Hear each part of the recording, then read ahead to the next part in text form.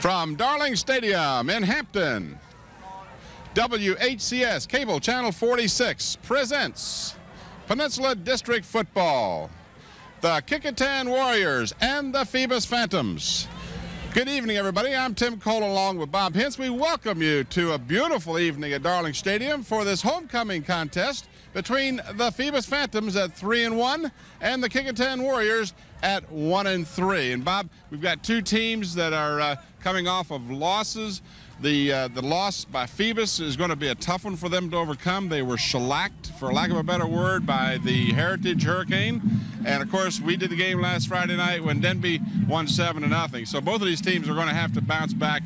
What do you think about tonight's game? Well, you know, I talked to Bill D and I talked to Roscoe Coles both, but let me talk about Bill D first. First of all, the first thing he said to me when I went over and talked to him early in the week, he says, you know, we got a good bunch of kids. He said, nobody missed practice on Monday. He says, everybody held their head up and went right on with business. And, you know, it is hard not to. But he said, you in this business long enough, you're going to get hit hard. Shellacked. For lack of a better word. And they got beat by a good team. And they did. And you know, he said, you know, really, that it was a game that there was a couple of ways that could have made difference in it, a couple of calls. But, you know, that goes with the territory. He's not no sour grapes. He said, we got beat. They beat us physically. They are quick. They are strong. They got a good defense. We know this. You look on the other side, Kecoughtan, no offense. And, you know, this is killing them. Their defense seems to do a good job or a decent job. They had one defensive call blown in the first quarter. Denby gets clear down to the 3-yard line, takes it in and scores. Only points of the game right at the beginning of the quarter. You know, and if you're not putting any points on the board, it's hard to come from behind. Well, it sure is, and we're going to make this a little brief tonight because we're running a little behind schedule, but right now we're going back in time. You had a chance to talk to Roscoe Coles. Head coach Roscoe Coles of the Kecoughtan Warriors a little earlier. I have Roscoe Coles with me, the Kecoughtan Warrior coach. And Roscoe, last week I thought you kids did such a good job on defense, had one momentary lapse to let a pass go in the first quarter, but I said that just shut them down. But offensively, you seem to be struggling. Well, basically, yes, we're struggling. And I'm saying offensive requires execution, timing, reps, and we just got to get more reps. We're not getting enough reps with the timing and coordination, and that's the bottom line. Well, now, is that because the kid's involved in other things and you just can't get them to where you just, if they just play in the offense and you had them for the whole week, it'd make a big difference? Well, that's part of the problem. Is part of his injuries. If the kid is hurt, we don't, you know, he doesn't really practice till about Wednesday if he's injured, banged up, things of that nature.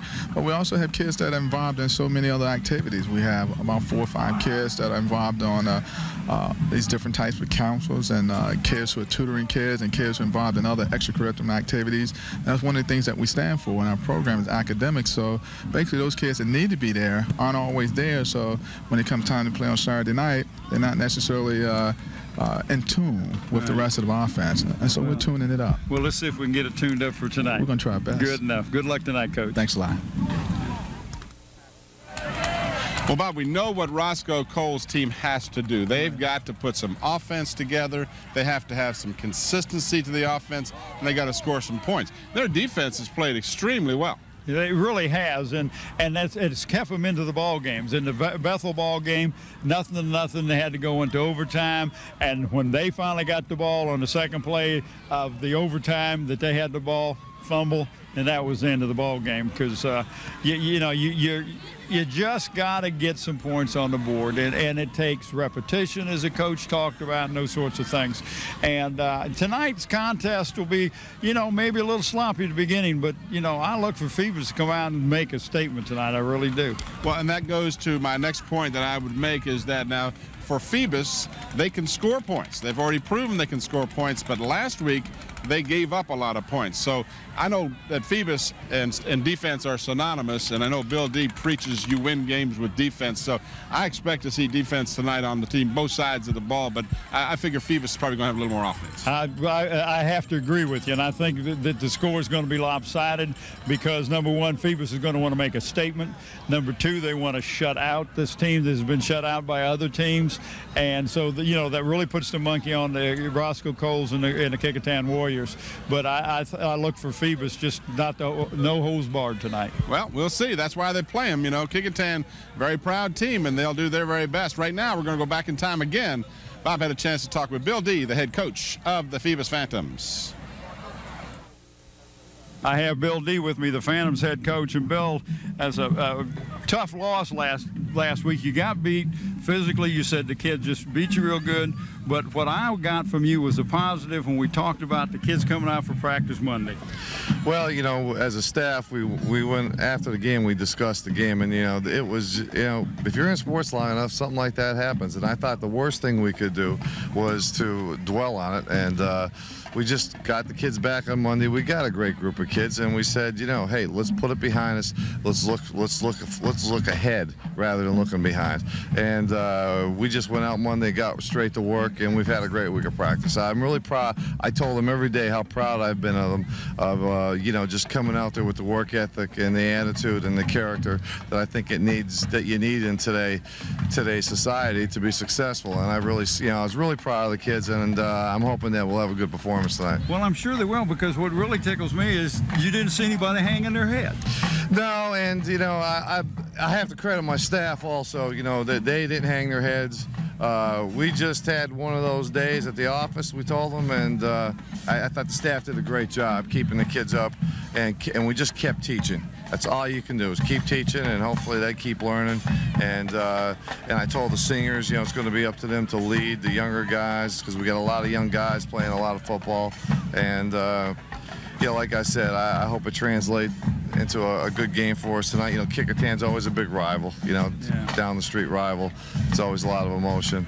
But we're anxious to get back out on the field. Yeah, well, good to hear that. Yeah. Bill, good luck to you tonight. I appreciate it. Good enough. Stay tuned for tonight's starting lineups. Welcome back to Darling Stadium. Tonight's game is brought to you through the sponsorship of the following: Zoom Sitco with 5 Hampton locations. When gearing up for your next print job, call Gear Up. Family Dentistry with Doctors Scott and Hunter Francis. Hampton Chevrolet at 1073 West Mercury Boulevard. Your Allstate agents, Robert Mann and James Hudson. And in part by Wood Funeral Home, where Richard Pulley is the managing director. Funeral directors are Bill Leggett and Bill White. All right, we're going to go down to the field right now, as we will have the official introduction of the officials along with the toss of the coin for tonight's contest. To repeat it, but I've got to take the first thing you say, okay? All right, guys, one thing we want here tonight is good, hard, clean football. No talking between the teams. If it starts, we're going to work through you captains to try to get cleaned up. If you guys can't do it, we'll have to flag it, okay? You understand that? You're going to help us? Okay. I got a head and a tail. I'd like you to call it in the air. If I drop it or you fail to call it, we'll do it again. Tails. It's a head. You want to receive or defer your choice? You want to defer? Phoebus has won the toss and elected to defer their choice until the start of the second half. You want to receive? Which end do you want to kick from? You want to kick this way? Kecoughtan captain, step down here with me. Kecoughtan will receive at this end. Guys, shake hands and good luck to you. All right, we want to thank referee Carter Ficklin along with the rest of the officials for tonight's contest. And they are: Chris Owens is the umpire, the linesman is Merrill Olson, the line judge is Frank Herndon, the field judge is Jim Mayhew, and the back judge is Craig Moore. There you see them on your screen, and we're just about set, as this is homecoming tonight for the Phoebus Phantoms. And, of course, they had the homecoming parade. That's part of the reason why we were running a little behind. Yours truly got stuck. Hey, no, don't be saying we. I. This we was waiting. I'll be so late tomorrow, I won't be there. Well, we'll talk about that later on. There you go. we apologize in advance because of the lineups that we will show you, especially on the Kecoughtan side. Tim, we've got some number changes and some personnel changes we didn't get a chance to do. As you see some of the crowd here tonight, nice crowd here on the homecoming side of the field. So just bear with us on that if you would, please. Great evening for football. The temperature at game time, low 70s, maybe the upper 60s, a light breeze, no chance of any rain tonight. No. Hey, and talking about a nice day, we had a good day today. You and I and your cohort there to the left of you, Bob Killen. The rose between two thorns I am. We went out and beat the little white ball to death today. Well, we had a good time. Kickoff time. All right, the Phantoms will be kicking off. They did win the toss. They deferred to the second half. And for the Kecoughtan Warriors, back deep is Manny Anderson standing at his 5-yard line. And the kick will be taken on the near side. This is Raymond Craven, and Craven is out across the 25 to about the 26-yard line, where the Warriors will have the ball 1st and 10. And we'll show you the offensive lineup there as you get a chance for the Kecoughtan Warriors. 13-yard return on the kickoff by Craven. Warriors now. Here we see the Warriors on offense. And we have Nolan Cutler starting the quarterback tonight, number 7. Smith and Craven in the backfield. Blair, Tyson are the flanker and the split end tight end Morgan. Center Ross, guards Davis and DeBusk. One of the tackles is Nettles, and I have no idea who the other tackle is, but we'll get him when we get a chance. From the 27-yard line, 1st down, Cutler back to pass on the first play. Has a man near side wide open, and he's got it, and he is nailed, but stays on his feet and is finally pushed back, but not until he reaches the 48-yard line. So the Warriors, looking for some offensive spark, get one on the first play from the line of scrimmage. Sure do, Tim. 21-yard pickup. Now we'll give you the Phantoms on defense.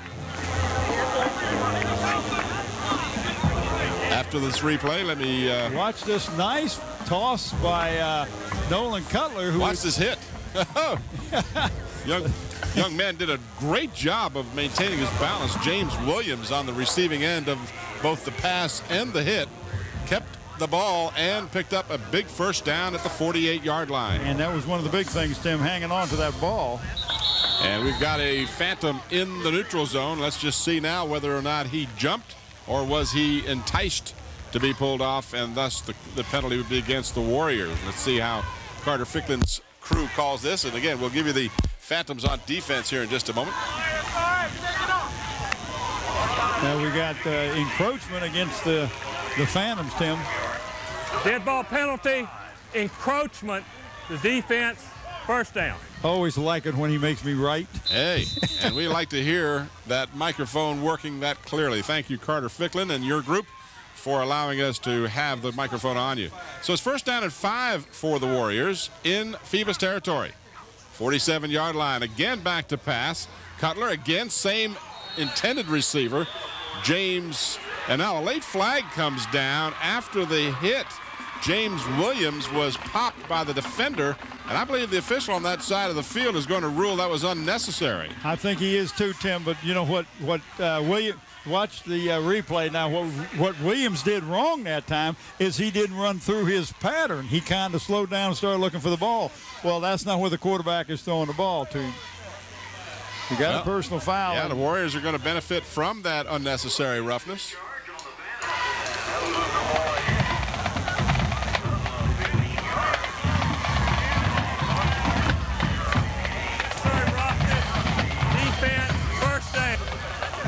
So penalties on consecutive plays cost the Phantoms field position. Now it's 1st down at the Phoebus 32-yard line. And again, when time allows, we'll give you the Phantoms on defense. Nolan Cutler getting a start at quarterback tonight. Warriors have been looking for consistency at that position. The pitch and the fine pursuit by the Phantoms rather. Manny Anderson was the recipient of the pitch, and the Warriors did not make any yardage. No, they really didn't. We get a chance. Here we watch the defense. Okay, now we've got them. The tackles are Blackley and Fan. Littlejohn and Lachlan are the ends. The linebackers are Blent, Ellis, and Edmonds. The corners are Mizell and Sarkey. The safety is Joe Lewis, and the free safety is Maurice Shanks. So Cutler pitched the ball to Anderson, and he lost almost 2. Let's call it second down and a long 11. Well, the Phantoms are quick, and it's hard to get outside on them. Cutler keeps it himself this time and gets maybe a yard. Well, that defense is going to swarm when they can, Tim. We will pick a player of the game for each one of these teams tonight, and that player will receive a plaque and a shirt.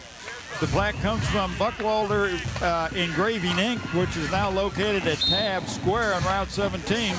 For all your engraving needs, contact Jim or Dave at 596-8850. What was that number again? 596-8850. I was going to call them after the game, and I wanted to make sure I had that number. Well, they're not there, but leave a message on the machine. The shirt comes from Islander Hardware and Sporting Goods, and we'll talk about that in a minute. All right. He got back the yardage lost on first down, so it's third down and 10 now. Cutler again back to pass. Has some time. Throws over the middle, completes the pass, and it'll be close to a first down depending on the mark. I tell you, Cutler looks good back there, Tim. The shirt comes from the Islander Hardware and Sporting Goods. They're located in Pecoughtan. They can meet all your sports needs with a full line of athletic goods, both team and individual, Here's your replay. and uniforms. And plus screen printing. Call Dave Chubb at 868-8467. John Roberts is the owner. Richard Travis was the young man making the catch. It's close to the first down marker. They are going to measure. Okay, Eagle Eye. Well, I don't have a good angle here, Bob, but I'm going to guess he's going to, there you go, good angle on the monitor. He's going to be a little short. That's my guess. And he's a little short. Good angle from the monitor. Thank you. Tim, you do one of two things here. You want to make a statement, try to go straight ahead into this tough defense, or you want to say, okay, let's kick a field goal and let's get on the board. I don't know what kind of field goal kicker they've got, but, you know, a positive would be some sort of points here. Well, they're going to go for it. Maybe they'll try to draw them offside. Yep. That's always a ploy that has been used. James Williams lines up in the backfield along with Anderson. Quarterback keeper, and Nolan Cutler has plenty of yardage to the 20-yard line. First down for the Warriors. He just followed the left guard over that side, Tim, and picked up a couple, almost 3 yards on that play. Jason DeBusk big kid on that part of the offensive line, but a good surge and almost 2 yards on the carry for Nolan Cutler. Where's this young man been? I'm impressed with him. Well, they've been having him play defensive tackle and offensive tackle, but I tell you what, he's very cool behind that center, and he's got a nice touch on the ball. I'm very impressed with him. High backfield with Williams and Anderson behind Cutler. Handoff goes to Anderson, and he is going to be about, let's say 3 yards on the play, down close to the 17-yard line. Tom Gear is involved with the Boys and Girls Club of Hampton. They are in the process of raising money to build a new gym. Your donations would be appreciated. If you have any calls, give Tom Gear a call at 827-8277. A little less than 8 minutes left here in the first quarter. 12-minute quarters in high school football, and the Warriors have had the ball since the opening kickoff. They are now at the Phantom 17-yard line. Second down and 7. Again, out of the eye. This time Williams gets the call, and he is across the 15 down to about the 12-yard line. He will be short of the first down. Third down and about 2. Well, I tell you, he went through that hole, just a junkman and a bucking, and said, listen, you guys hit me once real good over here on the sideline. Maybe I can hit one of you this time. Hey, nice check out your neighborhood Zooms. They have 5 Hampton locations and soon to be one in Newport News. They've broken ground. They're putting stuff down there. They're burying. I'll be having my I know, you can't wait. Potato wedges and fried chicken on the way home from the game. Can't hardly wait. I know that. Third down and a long 2. Double wide receivers to the left. Split backfield. And now a flag, and that's going to be a costly penalty. The Warriors apparently took too much time. You're in good hands with your Allstate agents, Robert Mann and James Hudson. Give them a call for all your insurance needs at 827-1200. Dead ball penalty, delay a game, the offense, still third down. All right. And that's a big penalty, Tim. Oh, it is. You're looking at 3rd and short now. You're looking at 3rd and long. You've struggled all year on offense. You don't need the extra yardage. Williams just to the 15, so it'll bring up 4th down and about 5 as he picked up 2. Hey, we're happy to have Wood Funeral Home again as one of our community supporters. Wood Funeral Home, where the funeral director is Richard Pulley. On staff are Bill Leggett and Bill White. We have a timeout by the Warriors. They want to talk about a 4th and long, Tim. Let's talk, well, I don't know, let's see, this game will already, well, let's just talk about some of the games that our viewers will have a chance to see besides this game. Right. Full weekend for Channel 46. 46 is, the people are giving up their weekend, Tim. We're going to have a triple header, really. Some of us are. Yeah, you're taking off, and, you know, hey, if you don't bring us back some seafood, buddy, you better not come back. If I could, I would be here tomorrow, I promise you. I know, but we want to save your marriage. So for one thing that we're definitely going to do is, well, I tell you. Let me give you some airtime. Yeah, airtime. Let's talk about the other 2 games that are going to be on, too. Well, the other 2 games. This game, of course, is airing at 7 p.m. on Saturday and again 4 o'clock on Monday. Woodside and Bethel will air at 4 on Sunday and 7 on Tuesday. And get all of this. Heritage and Hampton, that's right, the big one, the H&H guys, 7 p.m. Sunday night and 7 p.m. next Friday night. Right here on Channel 46, a triple header weekend for high school football. Now we have another stoppage of play and a second timeout. Yeah, they had to, Tim. They were going to lose. They didn't have everybody in there to try the field goal. Anyway, Families Dentistries of Dr. Scott and Hunter Francis. They're located at 2038 Nickerson Boulevard. The phone number is 851-3530. They have evening and Saturday appointments that are available. And they are big supporters of high school sports. They are that. These dentists, these doctors believe in supporting the community. They really enjoy their basketball and their football. And went through the Hampton school system. It's nice to see them back, Tim. Have them come back into the community and support what they had a chance to do. Who we got kicking the field goal there? Number 22. That's Carter Jones. Oh, I'm sorry, it's 32, Tim. That's Jason Broski. Broski has the leg.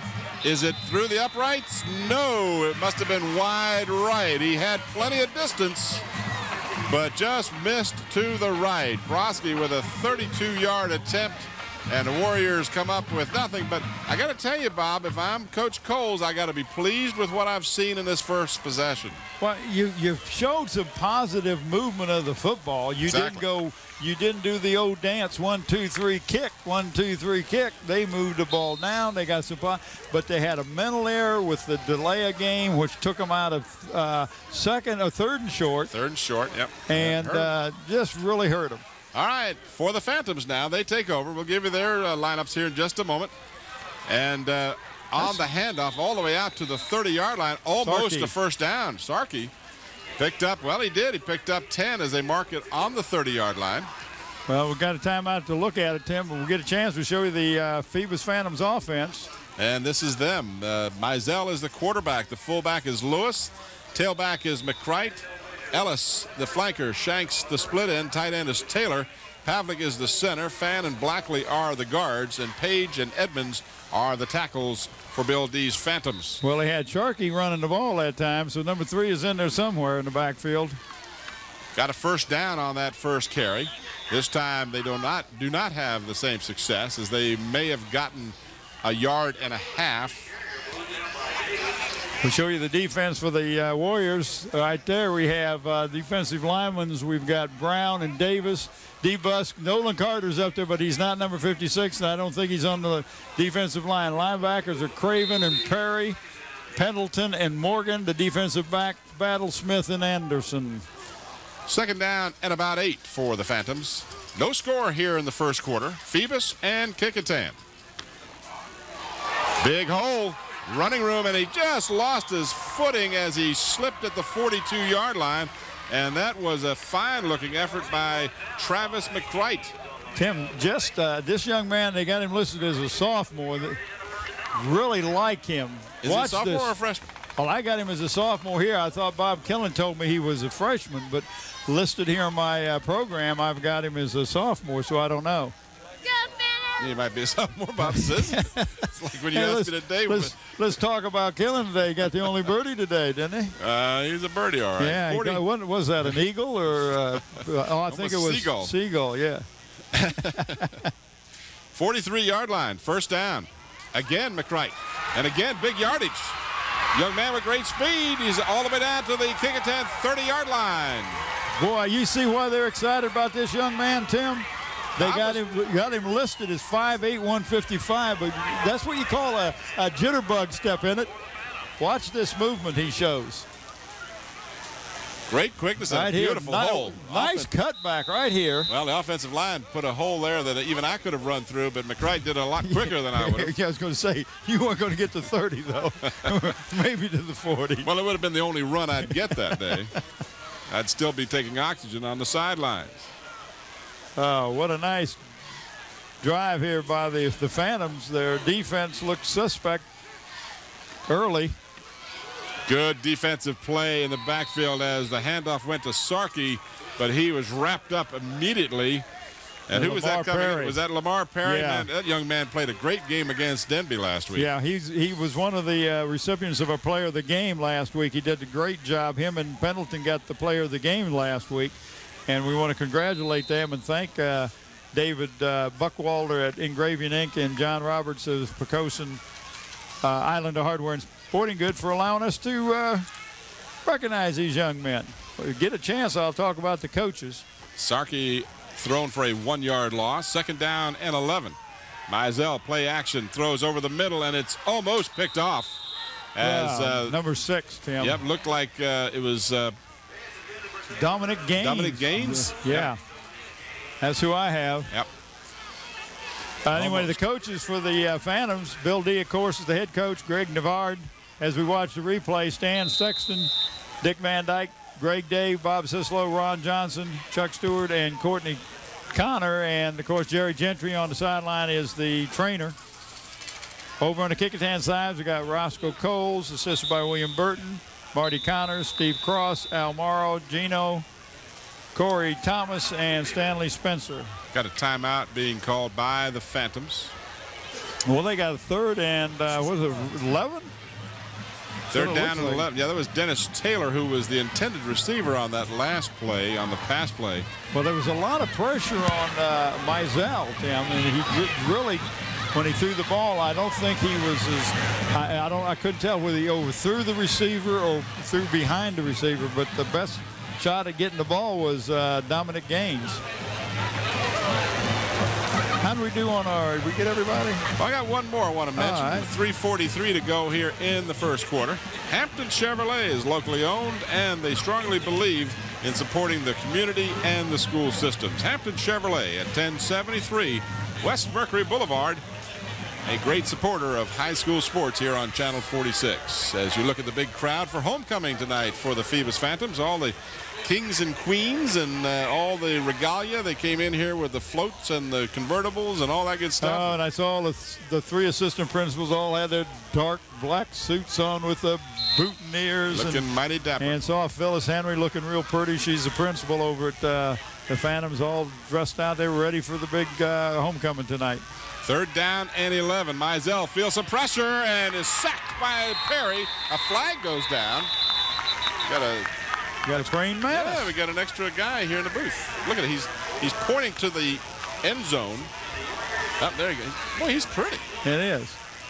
All right, we got a penalty flag down now on top of the big sack. Watch this as Lamar Perry gets a hold of him, and there's a holding call on top of that. Now, you got to suspect that the Warriors will refuse the penalty and take the play.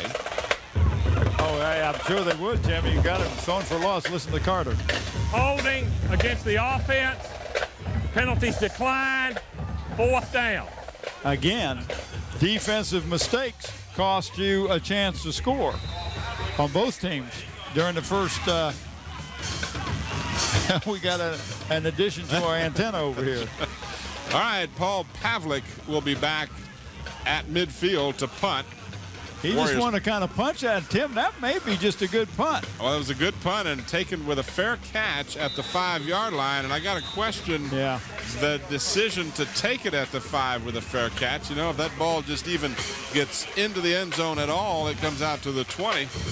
But it's easier to call it up here than it is to call it down there. if you looked at that ball, Tim, it was coming down with the nose pointed down, so that means it was going to hit and bounce backwards, which may have been even better, but you don't know. It could have hit one of your players. No, you just never know. And it's easy to call it up here. You got that right. Got the ball coming at you. Got a whole bunch of people screaming and yelling at you. I better catch this thing. HCS has a new look. Join anchor Beth Sadler Monday through Friday at noon and 5 p.m. for all the news and information about the Hampton City Schools. Well, the Warriors now with their second opportunity in a scoreless first quarter, 3:16 remaining. 3 wideouts, trying to spread the defense, but man. Defense smothered that play, and that might have ended up in about a yard loss on that play. 78 and big number 75 with the 2 young men in there. And that's Maurice Laughlin and Mario Blackley for the Phantoms. Really just shot in there. Manny Anderson was the ball carrier. He lost 3 yards back to the 2. And now it's 2nd down and 13 for the Warriors. This game videotaped. I think today is the 1st of October, isn't it? You got that right, baby. I thought so. And Tell how hard I worked today. We got one. We got one more day, a week. I'm sorry, not a week. One more month of daylight savings time. At the end of this month, we lose our extra day of daylight, extra hour of something. Play as much daytime golf as I can. Yes, sir. You've got to do that all you can. Nothing happening on that play. Now the Warriors looking at 3rd and 13 and need a big play here to get a little breathing room, or their punter will be standing back at the end line. You got that right. WHCS Channel 46 presents live your school board meetings on the 1st and 3rd Wednesdays of each month at 7:30 p.m. So tune in and be informed. 3rd down and 13. I formation, double wide receivers to the near side, split receiver to the left side, and the ball carrier out about to the 5-yard line. Right back to the original line of scrimmage almost, but he was struggling. Again, that's number 26. That's James Williams. James Williams is doing a good job in there. But the Warrior defense stood tall and stopped the Phantoms on no gain after 4 downs. They will now have to punt from deep in the end zone.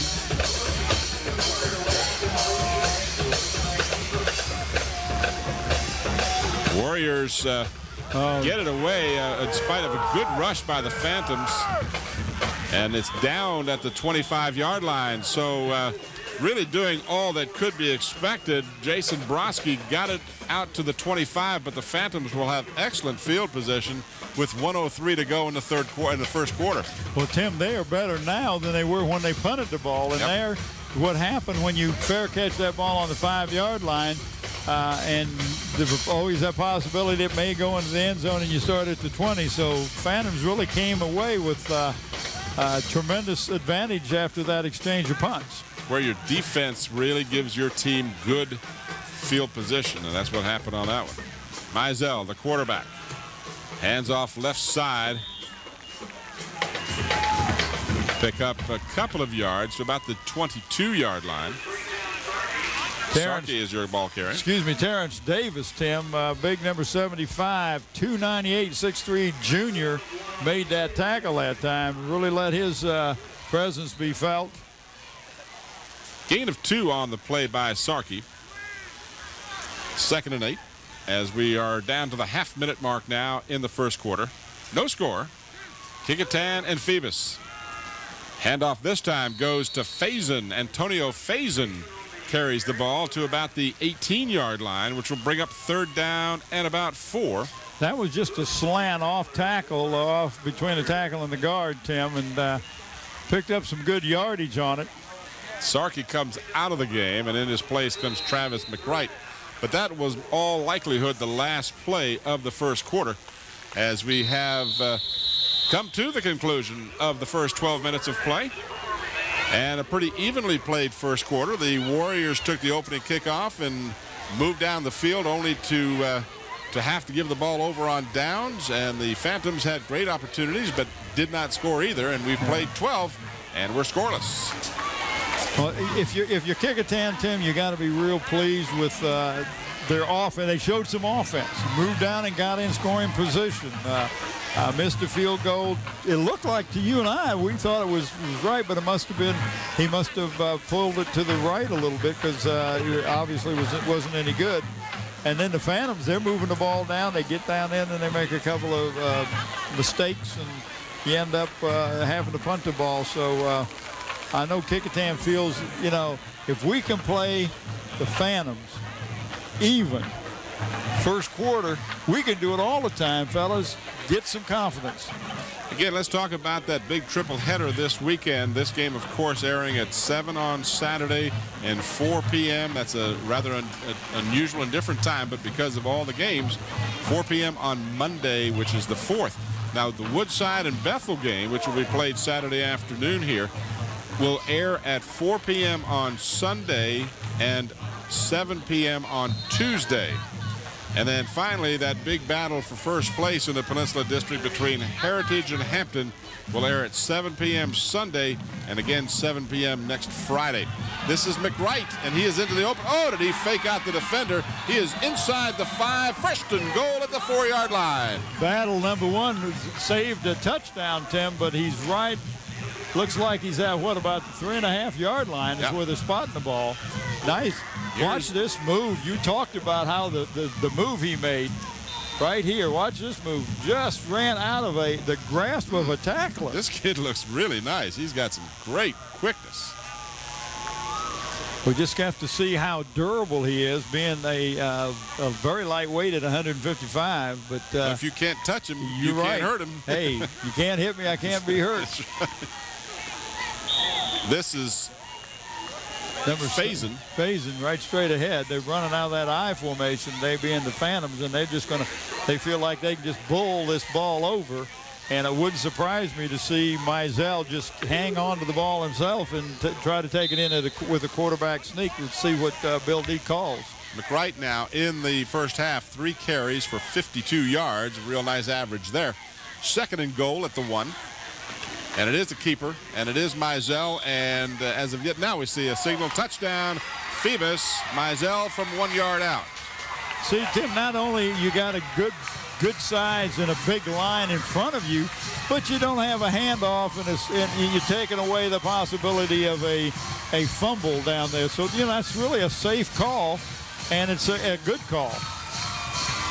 A 25-yard drive paced by McWright's big run, and then Mizell finished it off from 1 yard out. Pavlik will be on to try out of Mizell's hold. You see a good look from the ground level at Paul Pavlik. Does the kicking as well as the punting. And it's good. There's 10 rushes for 64 yards.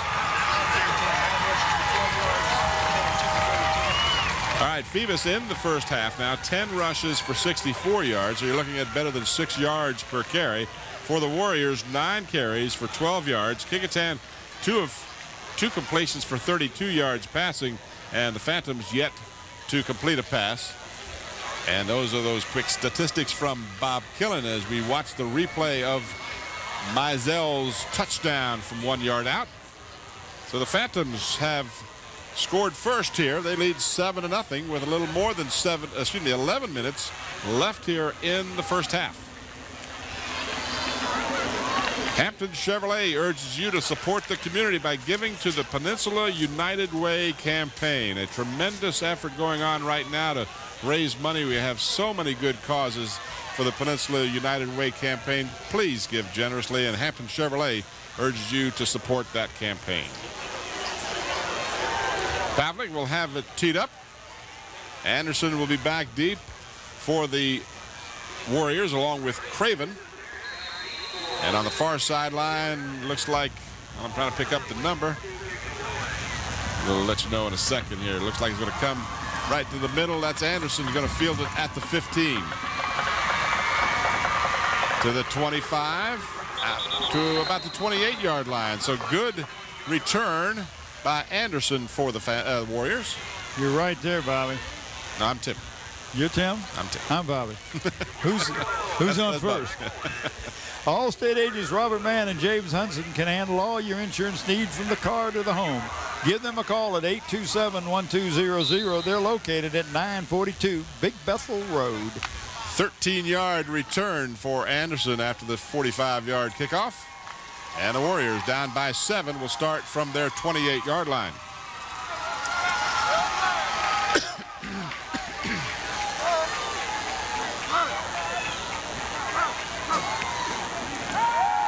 Nolan Cutler continues at quarterback, wants to throw, does, completes it at the 45-yard line, out close to the 49-yard line. Nice grab by Joseph Clare. Tim, what a great job he did. He saw the ball was going to be underthrown. He stopped and came back for the ball. Great job of coming to the ball that time. And you know what that does? That makes the quarterback look real, real good. Well, also what will make you look good is they're going to tack on some extra yardage here because we've got a roughing the quarterback call on the play. That will do it. Now, I'm assuming that they'll add it to the play. Well, no flag. Watch the replay. Now watch the way player comes back for the ball, Tim. He stopped and came back. It's hard to see it there, but he did, believe me. No flag. They picked the flag up. No, I don't believe they did. Oh. Foul, roughing the passer against the defense. That's added on to the completed pass. We're going to go 15. Wow. For all your printing needs, call Gear Up Printing at 1909 North Armstead Avenue. Give them a call. Tom Gear at 827-8277. There you see some fans, and it's a great evening to be without a shirt. They fired up or what? Well, they picked a good night not to wear the shirts. It's a beautiful evening. Got that right. Although it's not quite that warm, but when you're young and exuberant, you can do that. Oh, Nolan Cutler got introduced to the rush of the... Jason, that's Fan, isn't it? Number 66. Yeah, Jason Fan. I thought that's who it was. He led the charge, but he wasn't there by himself. But looked like a jailbreak. Boy, he really did. Watch this. It is a jailbreak. Warriors just were outmanned, and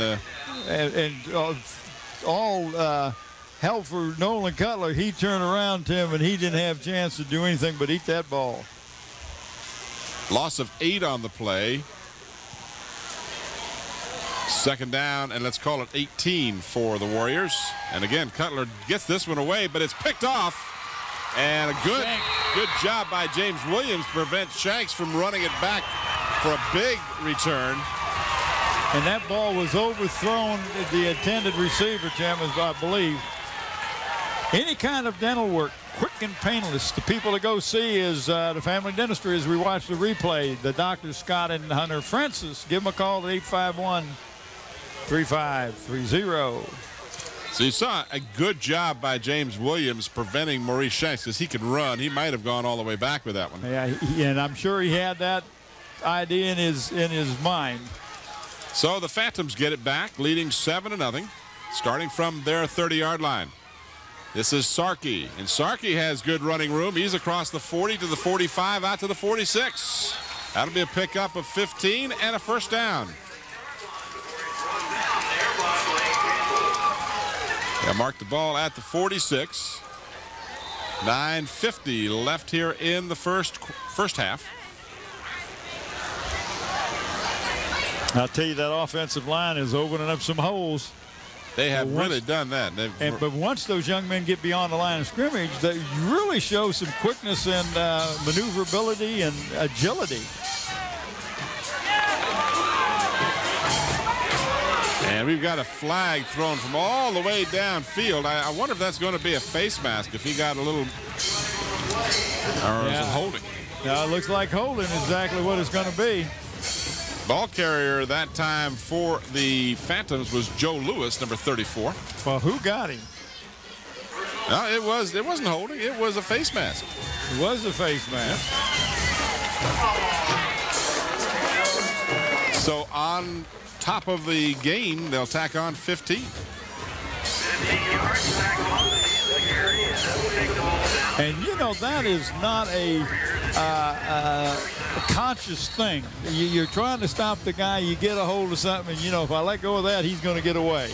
We did not hear the call from Carter Ficklin that time. Something, either threw the switch the wrong way or something, but at any event, that was the call. Face mask after the gain, so the Warriors now are looking at the Phantoms at their 32-yard line. You don't want to give anything to this Phantom team. Sarkey, and he's in the middle of the line. Not much happening there. May have gotten a yard. Well, I tell you, number 20, Paul Pavlik just lowered the boom on him, and that young man is the kicker, but no, Pavlik is and John Pavlik, one of the kids, and he's a kicker? The punter, I mean? Yeah, but he plays for Phoebus. Oh, I'm sorry. Well, yeah, there's Pendleton. See, I'm getting mixed up. All right. But well, I tell you, you be gone tomorrow. You'll be fine. Somebody better save me. Easy enough to do. Yeah, Pendleton, good ball player. Got one of the player of the game plaques last week. This is McWright, and he is inside the 30 to about the 28-yard line, so he'll pick up about 3. And it'll bring up 3rd down for the Phantoms. 28-yard line, clock moving with 8:19 to go in the half.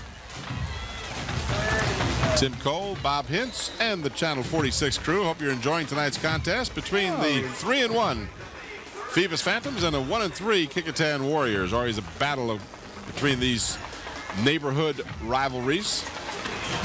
Pass to the near sideline. Sarkey, not much happening. Good read on the defense. That was number 89 for the Kecoughtan Warriors, and I don't have an 89. Well, I got an update on that. That's John Brown. That was one of the numbers and names that I got to change from Coach Coles.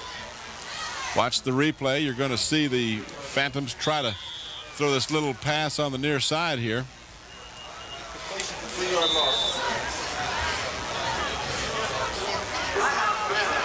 So now Phoebus wants to take a timeout to discuss this 4th and about 9 as you watch one of the younger fans in attendance tonight. Bundled up, got the cap on and the jacket. Mom's taking good care of that youngster to make sure there's a little chill in the air, but again, very pleasant evening, and for those who are hardy could wear the short sleeves, but a light jacket or a sweater would be nice too. This is a beautiful, beautiful facility and a nice evening. Again, we encourage you to come on out to these Friday night games and Saturday afternoon games. Great family entertainment, lots of security, no problems. Enjoy a great evening very inexpensively. I think ticket price is $4 or something like that, probably less than that for students. As you see, Susan Bowers, one of our camera people, that is Miss Bowers on the right, doing a great job as always. All right, we've got it over with now. One timeout for each of the teams remaining here in the first half, and they will be going for it, or at least appear to be going for it, on 4th down and 9. Ball at the Kecoughtan 32-yard line. Mizell feels some pressure, gets the pass away, but just barely, as steaming in there was Chris Morgan to rush the quarterback and cause that pass to be off the mark. Well, and that was the only reason that pass was incomplete, was because of the fine job of Chris Morgan coming in. So the Warrior defense, which has been strong all year, does the job again. They trail 7-0, but they've got the ball back at their 32-yard line. Phantoms were driving, so that was an excellent stop on the part of the Warriors. If they want to stay in this game, that was a big series of downs. It really was. Now, if they can get some offense going again, and I'm really pleased with the way this Cutler kid is playing at quarterback, Tim. I'm sure he's taking some reps at quarterback, but you know he's been playing on the defense and offensive line, so you know he's a hard-nosed young man. Not much happening in the middle of the line. That's Joe Smith. And no opening that time for him. He kind of ran into his own people. They're being stood up by the defense of the Phantoms. Yard on the play, second down and about 9. Joseph Player comes in with the play from the sideline. Second and 9.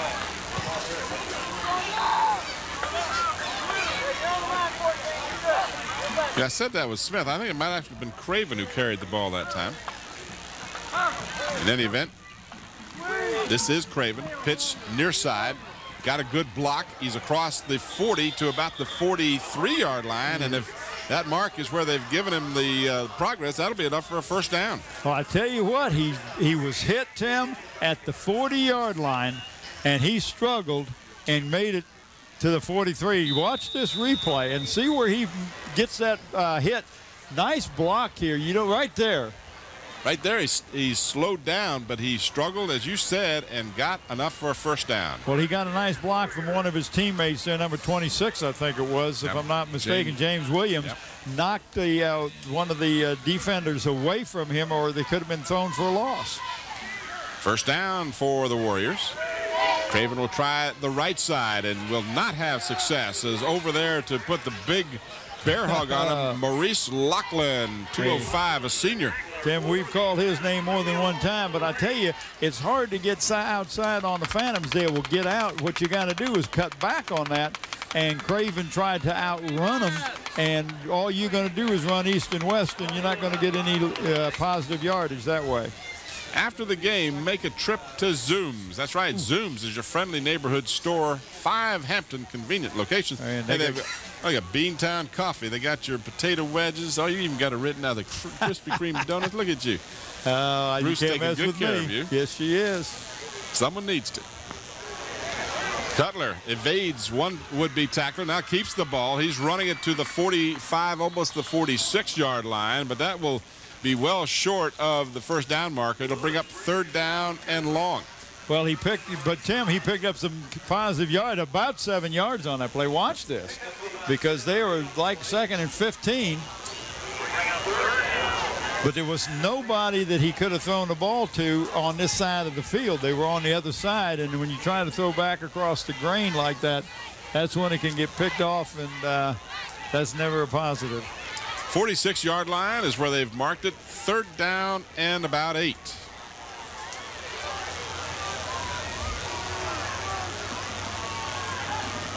Pass to the near side and out to the 49-yard line goes Philip Tyson, who caught the pass, but that will bring up fourth down and a little more than 3, almost 4.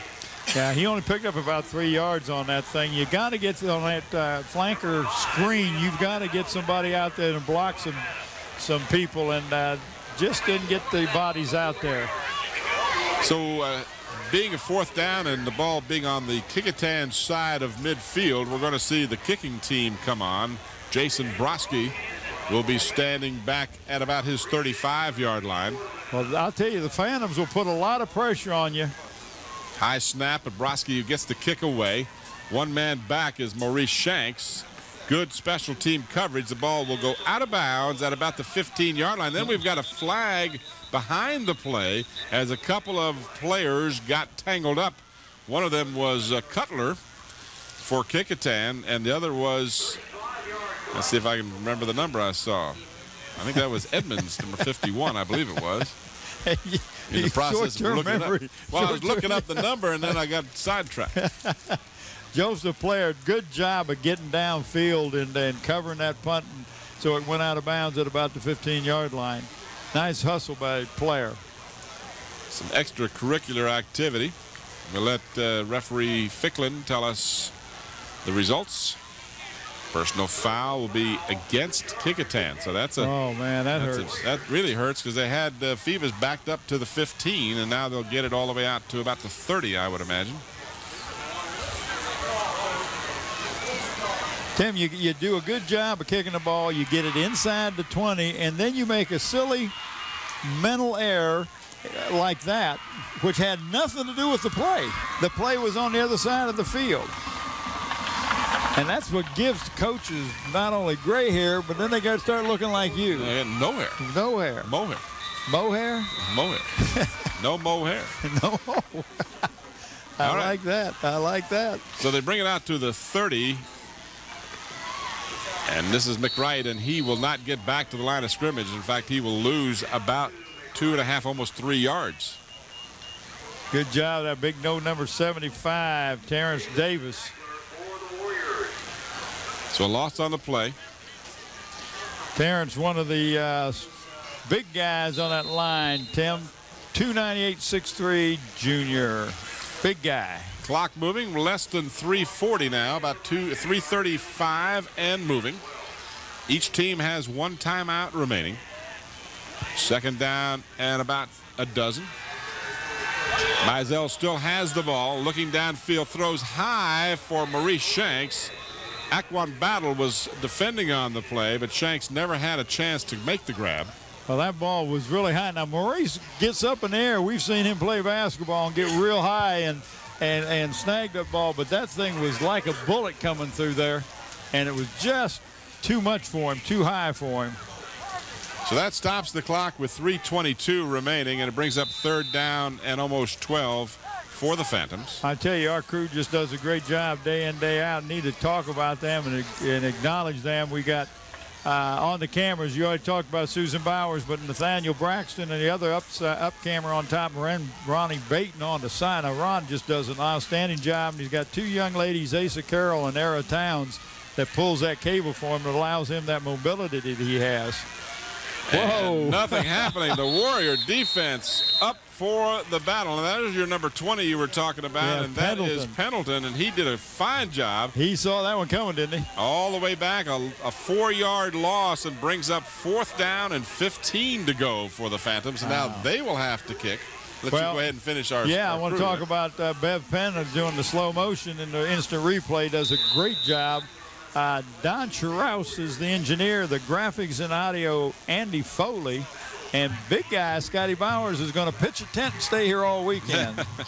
And don't forget Bob Instant Stat Man killing over to my man, left. that guy gets more time than you and I get. Good kick. Battle looks at it, but no real opportunity to return the ball, as there's no less than 8 or 9 Phantoms circling that ball on special There are teams. 9. That was good. 9 people down there. So the Warriors will have a chance. There's our cable pullers.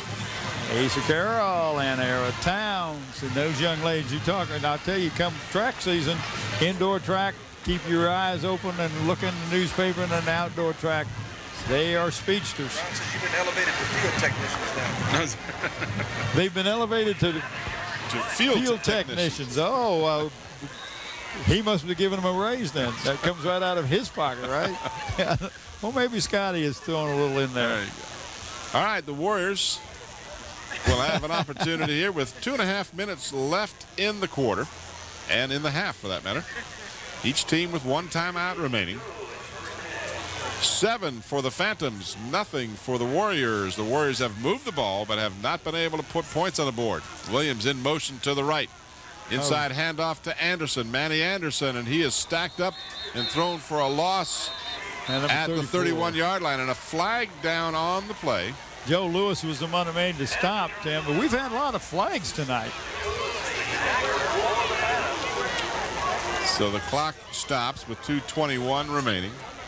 Here's the replay. See if we can find out what happened to cause the flag to be thrown. Not in that picture, at least. It was, yeah, I think it came from the other side. That looks like Merle Eason over there. Well, actually, it was down here in front of the Phoebus bench. That's why I saw it. Oh, okay. But we'll see. Well, I know Merle Eason, and that was him coming from the other side of the field, and maybe he's just coming over to get the call to let, yeah, that's what he did, come over to get the call to let the coach, Coach Coles, know about it.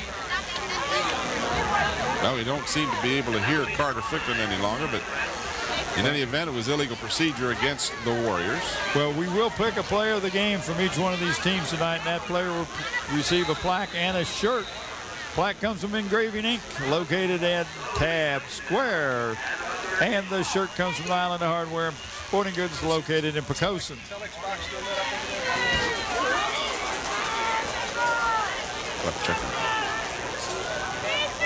Are you whispering? Trying to see if the telex box is lit up. Maybe we lost power. No, it's lit up. I don't think that had anything to do with it. So the Warriors stay on the ground. Yeah, but it's just not. There's nothing. The power's on, but there's no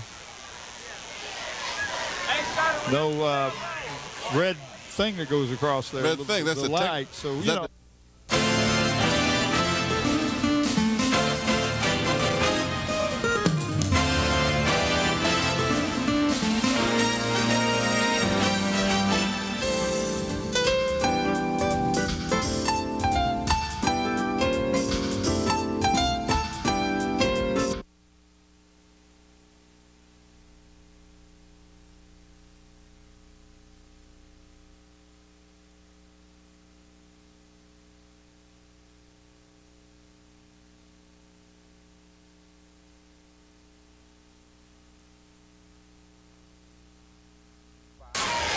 The penalty against Phoebus, personal foul, so the clock is restarted now with the ball at the Kecoughtan 48-yard line. So a very fortuitous penalty as the Warriors were having difficulty getting the ball moving. Now they picked up 15 yards as a result of that penalty. Well, I tell you, Carter Fricklin was coming in so good.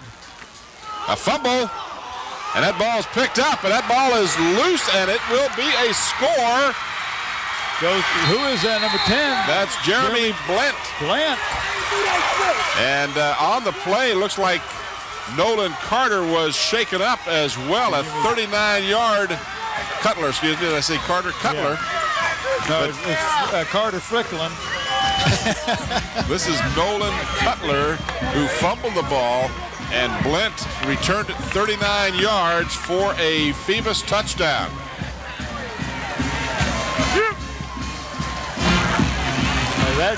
That's defense. Did a good job of faking, but there was one ball player from the Phantoms, and I didn't get the number, that did not go with the fake. Went for the quarterback and knocked that ball loose. Jeremy Blent, number 10, picks that thing up and takes it in. Paul Pavlik will try the extra point. It's long enough, and it is no good. So that one went wide left. So the Warriors, and we'll watch the replay. The Warriors fall behind by 13. Let's see if we can pick up that number. Still didn't get it. Maybe we can watch it one more time, and we'll see who tackled the quarterback and caused that fumble to occur. So Blent could get 39 yards and a touchdown. Well, and there was good faking in the backfield. Two people that Cutler faked to, Tim, but this one guy right there just did not go for the fake. I'm not sure who it was. Again, I can't pick up his number because he came in too fast. What was that? Bobby was asking me, can we see who made the hit? And I said, we just couldn't quite pick it up. Maybe they can pick it up in the truck if they can slow it down long enough. It happens so quickly. Yeah, you almost have to pick the number up at the beginning of the play. See if we can pick it up real slowly here. Now watch this good handoff right there. There he is, looks 34. Like 34. All right. Joe Lewis. Good job, Joe. That's right. Well, hey, Scotty, our eyes aren't as young as they used to be. You have to slow it down so we can see it. That's right. So Joe Lewis shook that ball loose, and Blent did the rest. 39 yards, and it gives the Phantoms, with 1:22 left in the half, a 13-0 lead. Anderson will field a kickoff at the 19-yard line. This is Manny Anderson down the far sideline, across the 35, and it'll be Warrior ball at the 35. Who does that look like? Number 4 making a stop? Yeah, it was. Number 4, Michael Norwood, making a stop. 16-yard return on the kickoff. So the Warriors, who have allowed a defensive touchdown now, are down 13-0 with 1:15 remaining. Still have that one timeout left on the scoreboard. So Cutler will come back in at quarterback.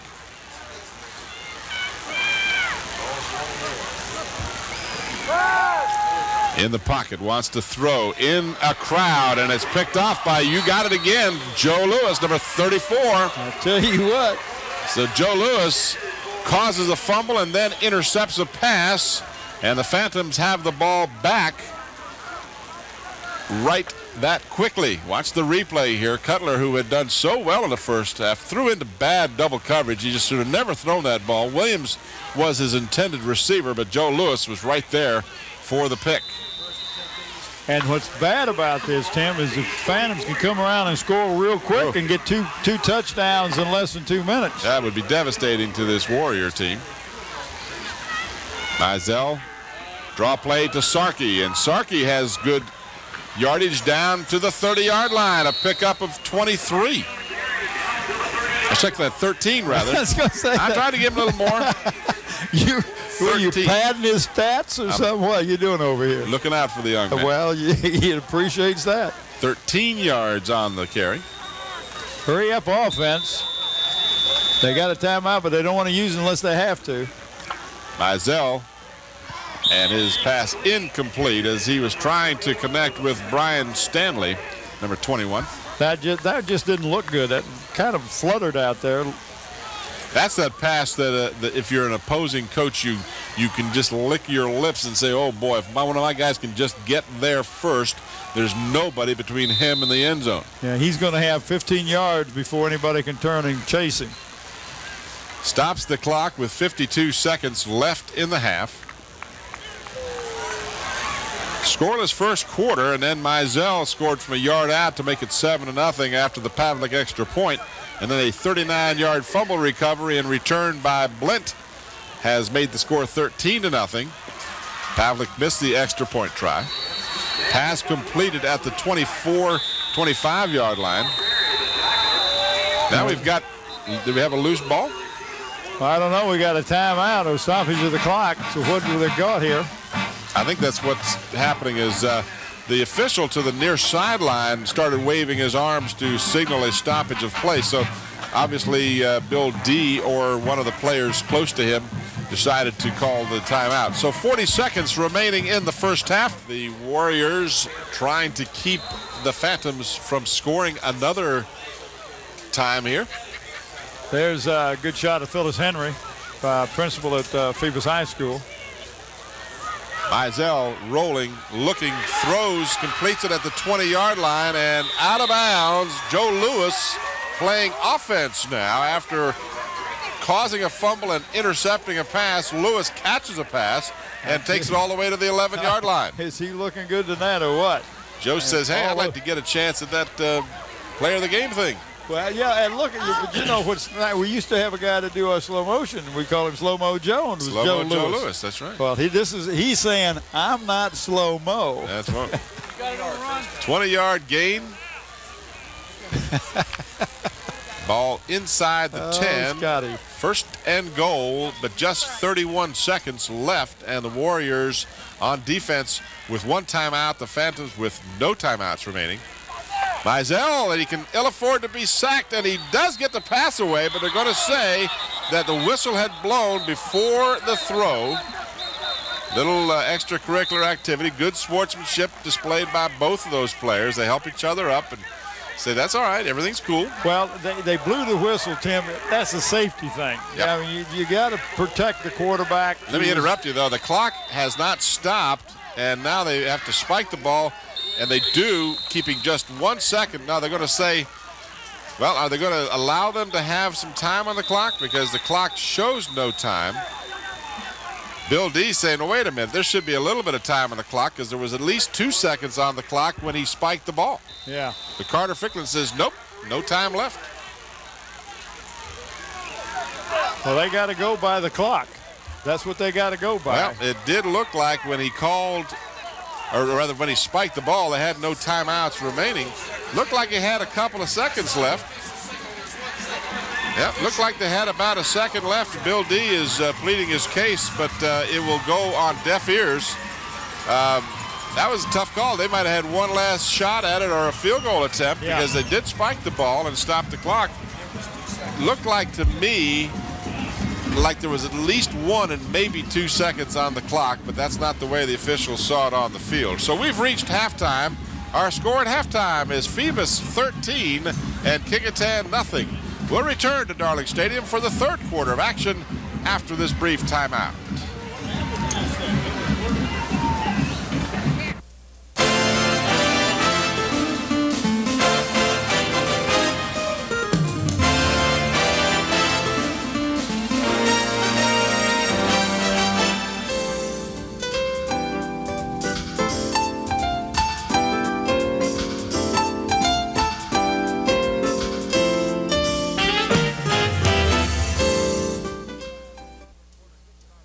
Back here at halftime, the third quarter just about set to get underway. Tim Cole with Bob Hintz. The score at halftime is Phoebus 13 and Kecoughtan nothing. In the first half, Kecoughtan had 17 carries for just 11 yards. James Williams was the leading rusher. He had 6 carries for 12 yards. Of course, a loss would have knocked another yard off of that. Passing 4 out of 7 with 2 interceptions for the young Kecoughtan quarterback in tonight's game, Nolan Carter. He did have 56 yards, but again, no touchdowns. Leading receiver was also James Williams, had 1 catch for 21 yards. 5 first downs for the Warriors. They were penalized 3 times for 35 yards, and they also fumbled once and lost that fumble. For the Phantoms, they carried the ball 17 times for 103 yards and a touchdown. That touchdown, of course, scored by the quarterback, Leon Mizell. Travis McWright was the leading rusher, 5 carries for 54 yards, better than 5 yards per pop. Actually, more like 10 yards per pop. And 4 of 8 passing for the quarterback, Mizell, for 18 yards. Joe Lewis was the leading receiver, 1 grab for 20. The Phantoms had 8 first downs. They were penalized 5 times for 50 yards, and they did not fumble the ball in the first half. And it's Nolan Cutler, and you keep getting him mixed up with Carter and Ficklin. Cutler. Well, I'm about to change. Just tell Nolan to change his last name. It's a lot easier than Cutler. Nolan Cutler. Nolan Cutler. Tim, we will pick a player of the game for both of these teams tonight, and that player will receive a plaque and a shirt. Plaque comes from Engraving Inc., formerly Buckwalter's Engraving. They're located at Tab Square on Route 17. For all your engraving needs, contact Jim at 596-8850. Dave Buckwalter is the owner. Shirt comes from Islander Hardware and Sporting Goods. They're located in Pecossin. They can meet all your sports needs with a full line of athletic goods, both team and individual, equipment and uniforms, plus screen printing on premises. Call Dave Chubb at 868-8467. John Roberts is the owner. And again, before they get the ball teed up and kicked off here, let me remind you again about the games here on Channel 46. This game is airing at 7 on Saturday and 4 on Monday. The Woodside-Bethel game will air at 4 p.m. on Sunday and at 7 p.m. on Tuesday. That's the 5th of October. And the Hampton Heritage game will air at 7 p.m. Sunday night and again 7 p.m. next Friday night here on Channel 46. And we are set to get it underway. The left-footed kick fielded at the 20-yard line. Maurice Shanks up the middle. He's upended as he gets across the 35 to about the 37-yard line. Good job that time by Demetrius Austin, number 4, making the stop. 17-yard return with the second half opening kickoff by Maurice Shanks. So they'll start from their 37-yard line, leading 13-0. You may recall the Phantoms won the toss before the game started, but deferred to the second half. Leon Mizell is the quarterback. Joe Lewis behind him. And Sarkey. This is Lewis, and Lewis is into the open. He has one man to beat, and he cannot get past Aquan Battle. Wow, did Lewis pop through there or what? Well, you know, that's what happens when you have that line stacked up like that, and Lewis with the quick hitter, something that undoubtedly the Phoebus coaches saw they could take advantage of. Watch it. 31-yard gallop by Joe Lewis, and Aquan Battle prevented the touchdown. Well, he tried to strip the ball that time, didn't get it done. 32-yard line after the 31-yard gain. Second half just underway. Game videotaped on the 1st of October, 1999. Hope you're enjoying it. And Sarkey runs into Lamar Perry. Or Perry runs into Sarkey, however you want to phrase that. The guard was pulling, Tim, but Perry just shot the gap right where the guard was pulling that time, and there was just no chance for him. For your security, for the home, auto, and life, all that protection, give the Good Hands people a call. And that's Robert Mann and James Hudson, your All-State agents at 827-1200. 3-yard loss on the play. Second down and a baker's dozen. 10:49 left in the third quarter. Mizell, play action, looks to pass. Down at the 5-yard line, is batted away as the Warriors were using double coverage, and Aquan Battle was one of the defenders. Looks like Manny Anderson was the other. Tim, Battle actually came across from the middle of the field to assist on that. That was not his primary responsibility, but he did a great job of closing. Had that pass been there a little sooner with not so much air under it, may have been completed. But that's one of the things that you have to learn it as a quarterback, and Mizell is getting better and better all the time. Brian Stanley was the intended receiver on the play. Third down and 13 at the 35-yard line of Kecoughtan.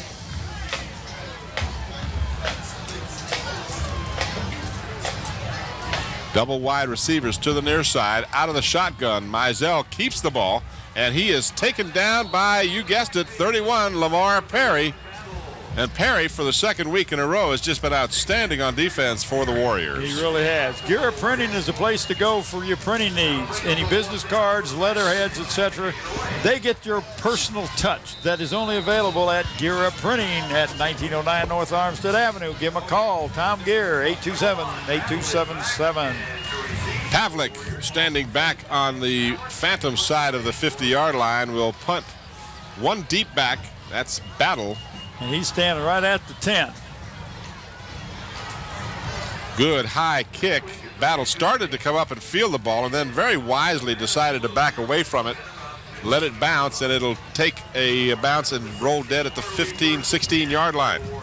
23-yard kick. Hey, for that beautiful smile, just check out Bob Killen or mine, Bob Hence's teeth.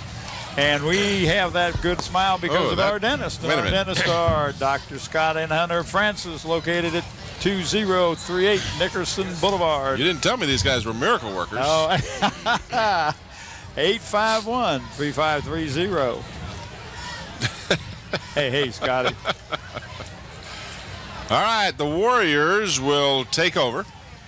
Gave up that big 31-yard gallop by Joe Lewis, but no harm here as they get the ball back without a score.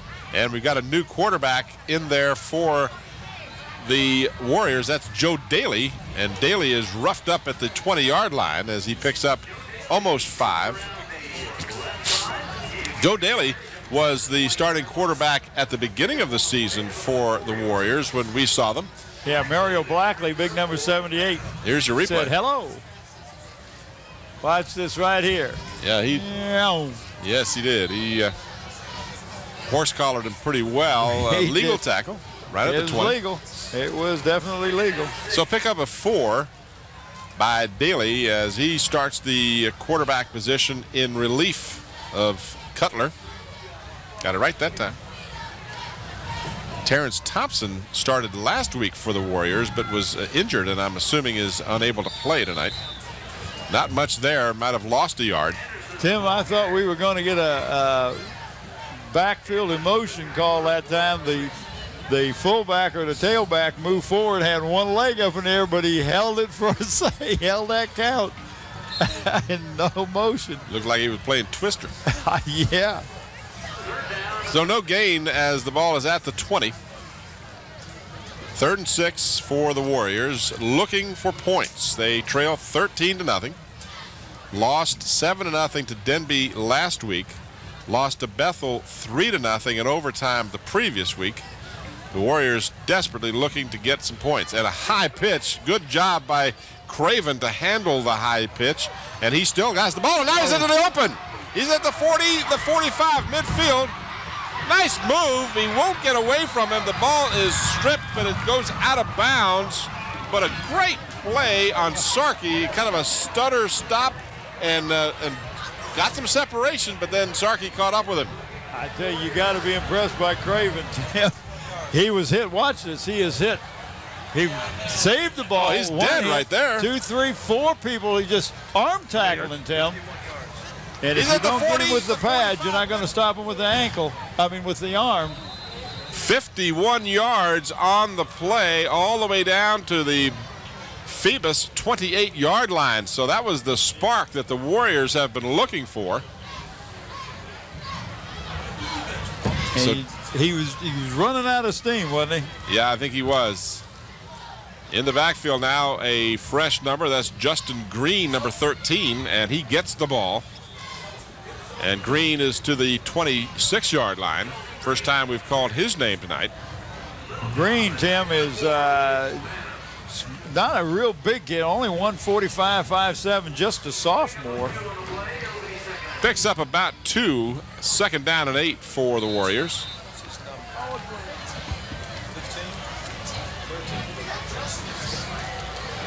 Ball is marked at the 26. Well, next time Killen asks what's his number, just tell him it's Baker's dozen. Warriors were down this close in the first half, but came away dry with a missed field goal attempt. Daly pitches at the last second to Anderson, and Anderson cannot get by Sarkey or Lewis. Yeah, that's what I tell you. It's hard to run outside on the Phantoms. They do a good job of protecting the corners. They're going to make you cut it back inside. And most of these runners think, well, I can outrun them. Well, you can run to the side, and you're going to run out of bounds eventually if you're not caught. Lost a yard on the play, 3rd down and about 9. But you were right. The defense on that side, who was it again? Sarkey and Lewis. Lewis, yeah, Lewis is just having an outstanding game tonight. Joseph Player lines up along with 14 Tyson, double wide receivers to the right. Quick hitter, and not much happening there. It might have gotten a yard to the 25.5. Was that James Williams again? Number 26 looked like it. Yeah, it was James Wilson. No, Williams. James Williams. Yeah. So the Warriors now looking at 4th and 7 at the 25-yard line. A field goal attempt would be in the neighborhood of a 37-yard. Let's see, it'd be about a about 47, 42, 43 yards. So they're not even going to attempt that. Daly will bring them up to the line. Might try to hard count. Short drop over the middle. It's picked off. This is Sarkey, and Sarkey is leveled at the 25-yard line, but he will get the ball back for the Phantoms. Terrence Davis put a lick on him. I was surprised he went back to the left after catching that ball. Watch the replay. You'll see what happened. There was nobody on this side, but it was just... Boom. That's your classic teaching how to tackle a guy. And as a big defensive lineman, you love those because it's you and a small back one-on-one, and you know you got all the poundage. So the interception, the 3rd of the ball game for the Phantoms, gives them the ball. McWright is the ball carrier. He is out to the 28-yard line. Ball came loose, but the officials are ruling that he was down before the ball popped out. So picked up a couple. Let's see, they started at the 26 out to the 28-yard line. 2nd down and 8. Little more than 5 minutes left here in the 3rd quarter. All the scoring came in the 2nd quarter. Joined us late. Mizell scored from a yard out. The extra point by Pavlik was good. Blent picked up a 39-yard fumble recovery for a touchdown, and extra point try was no good, and that's where we stand, 13-0. Play action. Mizell has the ball on a naked reverse. What a beautiful play, or bootleg, I should say. He faked so well that he had nobody to the outside and went all the way to the 45-yard line. Tim, I don't know that was the play. He may just not have been able to get the ball to the ball carrier. About a 17-yard gain. Yeah, it looked exactly like it was a call play.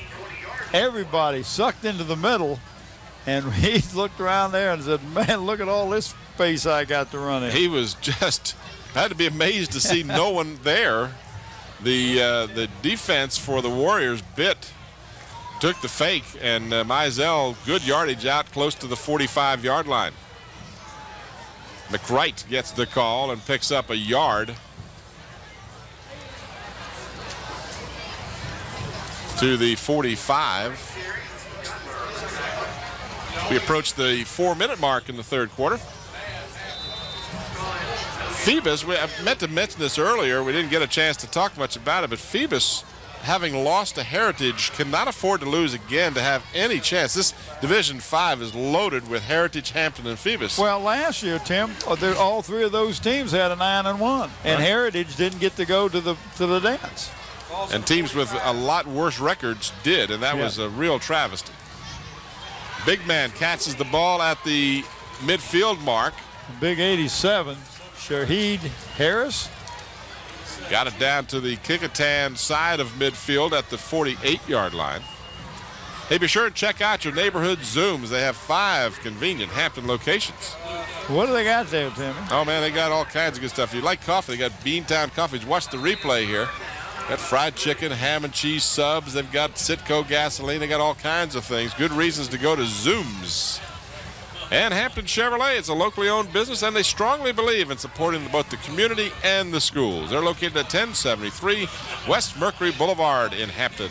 McWright, very close to the first down marker. And I think he's going to get it, Tim. It looks like if he's on the line, he got it. Referee Ficklin will look over there and he says, too close for me to call. We're going to bring some chains across. I can't see where they spotted the ball. If he's at the 45, it is a first down, but I can't see. If he's on a line, it depends on it. We can't see it from up here, and I don't know where our sideline camera can get that shot or not. Yeah, there goes Mr. Bacon. Bacon going right over to get a shot of this, baby.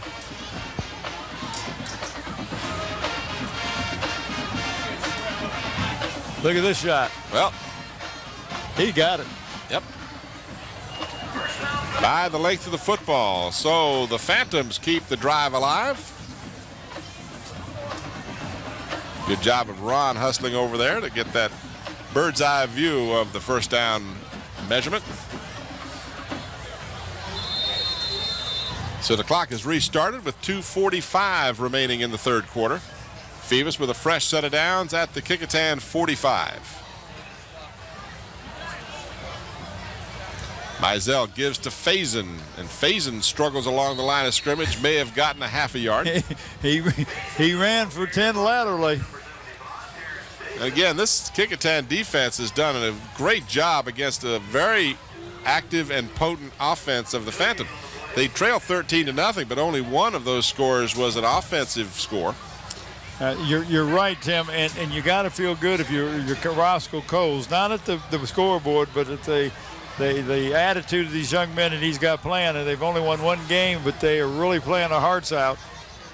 Mizell pitches near side. Sarkey gets a good seal block, turns the corners. He belted out of bounds, but he gets the first down at the 33-yard line.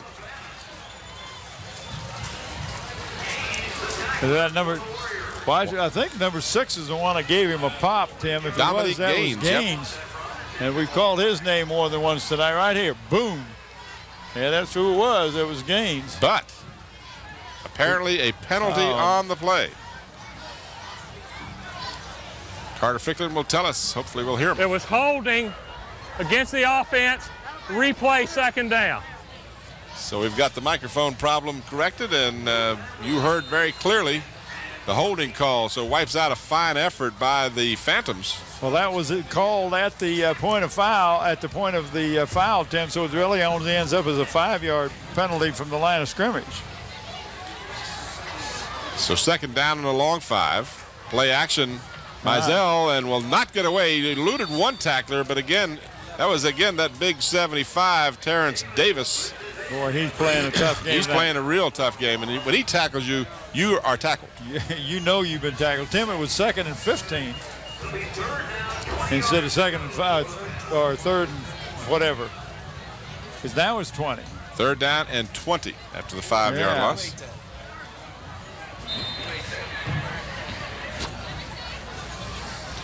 So now they've marked it at the Phantom 45, 3rd and 20. Inside handoff. Ball is loose. And did the Warriors come up with it? Yes, they did. So the Warriors get a break on the fumble. They've got it on the Phoebus side of midfield. I think it was Craven that came up with it. Watch the replay, see if we can find out what happened. Looked like Faison got the handoff. Ball never really got in his possession. Craven had it at first, and I think he ended up with it. It was either Craven or Pendleton. Craven got it, Tim, number 2. So the Warriors now desperately need to capitalize on this big turnover. Joe Daly at quarterback. It's like Williams in the backfield along with Craven. Pitch goes to Craven, and Craven will try but will not again succeed getting the corner as he is thrown for a loss back to the 49-yard line of Kecoughtan. Well, that has not worked yet tonight. That is a tough thing to do, is try to go wide on the Phantoms. They're just too quick to the corners. You're going to have to, we got a officials timeout. I think we've got a shaking a player on the field. Yeah, it looks like Chris Morgan, who made a hit earlier in the game that was outstanding, has been shaken up, and he gets to the sideline, and now he's attended to on the far sideline. Hey, Mom. Oh, there's a good shot of our group. Who's that gentleman standing behind us there? Oh, you might not want to know who he is. That's my summer replacement. That is your summer replacement. Daly all the way back to the 47-yard line. Marshall Connolly. So that young man is going to fill in for me while I'm unavailable tomorrow for that doubleheader. No, he's just tomorrow evening. Tomorrow evening, that's right. Now, who's going to do the afternoon game? We're not sure at this point. I will be here. You'll be. Paul Rowe is going to be helping us, and we've met Paul Rowe. He's been the voice of the Warriors softball team and the football team. Well, great. Just as long as he doesn't do too good a job. Hey, listen, you're easy to replace. I'll be bringing back a lot of seafood for you, Scotty. You better bring a lot for Scotty, I tell you what. What's your favorite, Scotty? Scotty? Tell you hope it's not like seagulls. Well, that was the end of the third quarter. No score in the third, as our score remains Phoebus 13 and Kecoughtan nothing. You take away that fumble recovery, we've got a one-touchdown game. The Phantoms have played well on offense. The Warriors have played pretty good on offense, but the defenses, again, have been outstanding for both squads. It really has, Tim. And if you're the Warriors, you're trailing by 13, but there's been a lot of positives tonight that hasn't been, especially offensively. Defense, I thought played defensive well all games that we've done. They just couldn't find any offense, and you got to take your hat off to Nolan Cutler. Tim, he really came in and sparked them during that first half, and maybe a little bit injured. Not sure why he has been replaced by Daly, but at any rate, Daly continues now as we start the fourth quarter. He wants to throw into a crowd. Caught and still running. He may be in. Score. 14. Number 14, Philip Tyson. So Philip Tyson took the pass. A 54-yard touchdown to Tyson to start the fourth quarter. What a way to start the fourth quarter. They have not scored a touchdown since they played Warwick. So you know that's got to fire them up on that side over there. They're the visitors tonight. No, was it Norview, wasn't it? They scored, didn't they score a touchdown against Warwick? They beat Warwick. That's right. You're absolutely right. And the point is good. So, the Phantoms strike quickly as you watch the band on the Kecoughtan side of the field. Well, we didn't get to see anything, but the catch and the run after it. Tyson got it. We had it all. Number 14. Philip Tyson. Great job. 54-yard pass from Daly to Tyson. And the Warriors are back in it. Now again, how big is that fumble recovery? Because you got a 7-7 tie without it. You're right there, Tim. There was one of the Phantoms who was going for an interception and just didn't come up with the ball. Well, I thought at first that it was an ill-advised pass because he threw into like triple coverage, but he threw it where only Tyson could catch it. So to his benefit. Nice run after catching it. Great job. Need car insurance? Get the best. Call Robert Mann and James Hudson, your Allstate agents at 942 Big Bethel Road, 827-1200. And Hampton Chevrolet reminds you to support the community by giving to the Peninsula United Way campaign. Dig deep. Got a lot of reasons to help a lot of people now. Broski's kickoff. Shanks. Fielded by Shanks. Almost touched his knee down, but he did not, and therefore can run, and he can run. He is all the way out to the 36-yard line. What a nice run back by Maurice Shanks. About a 26-yard return, 32-yard return. That's why I don't do math. Watch the 19-yard replay rush on it, Tim. He almost, as you pointed out, almost went down. Right here at the 5. But the referee right there at the 5-yard line clearly saw he did not touch the ground with his knee. Had he done so, he would have been downed right there. But a 31-yard return. Now McWright, and the speedster turns the right corner and picks up about 8. Beautiful teeth and a broad smile says more than high. It says I care how I look. So call the Family Dentistry, Dr. Scott and Hunter Francis at 2038 Nickerson Boulevard, 851-3530. McWright now in the ball game, 9 carries for 68 yards.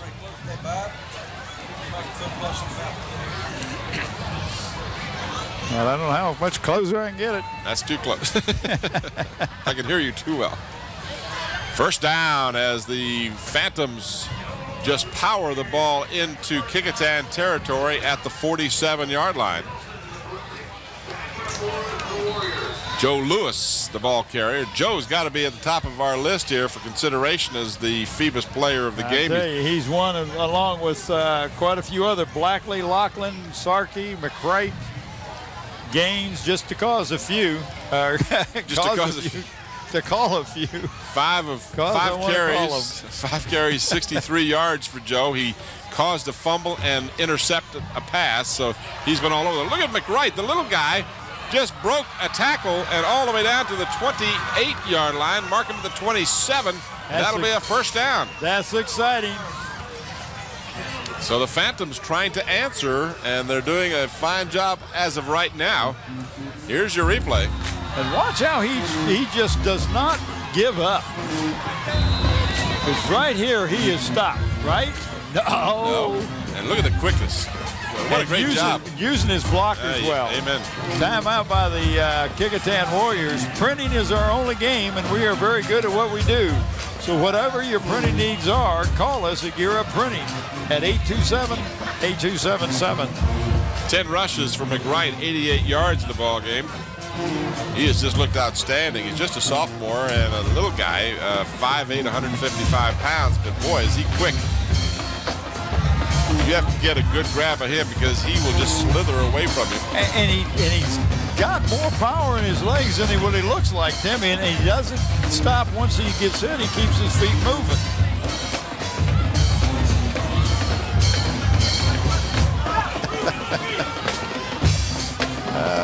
So the Warriors called a timeout to regroup here. They still have 2 remaining as we're in the 4th quarter. 10-16 remaining. 13-7 in favor of the Phantoms, but they are moving, and they're at the Kecoughtan 27. Now we've got a temporary stoppage. Got to get the players to back up a little bit. Sideline warning. They're excited. They want to get down there, and you move. Everybody inches up a little more, and you got to keep them back. And it's the same thing on the other sideline. but they haven't told them to get back on that side. So it's Carter was trying to tell us something, but I couldn't hear what he said. I guess he didn't open his mic, but I think he was saying it was a warning. There's no penalty on that on the first warning.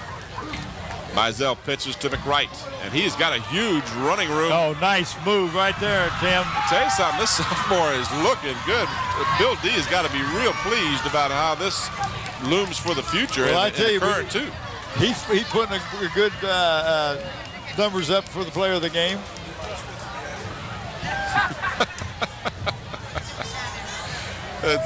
Here's your replay. Look at that move. I mean, he's just got some great moves for a sophomore in high school. He really knows how to pick his spots. Well, and he does a good job of setting up his blockers. That's what I mean. He doesn't just run in one direction. He is moving and setting up blockers and cutting and just doing a great job. Oh, we got a penalty. What we got? Delay? No, it can't be delayed. Not from him. McWright now 11 carries for 113 yards, I believe is what Bob said. Listen. There's a dead ball penalty, substitution infraction on the defense, more than 11 players in the formation. Ah. That's one way to stop him. Well, see, he can count. Yes. Thank goodness I'm not an illegal substitution. That's right. So half the distance to the goal line is not a tremendous amount of yardage, but it moves it that much closer. First and goal at the 2. Sarkey comes in. And Phoebus is in that stack eye.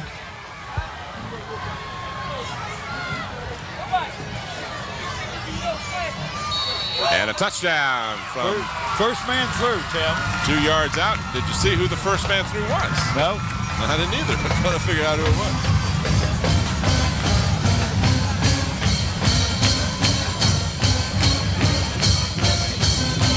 Didn't catch the number. They were stacked in that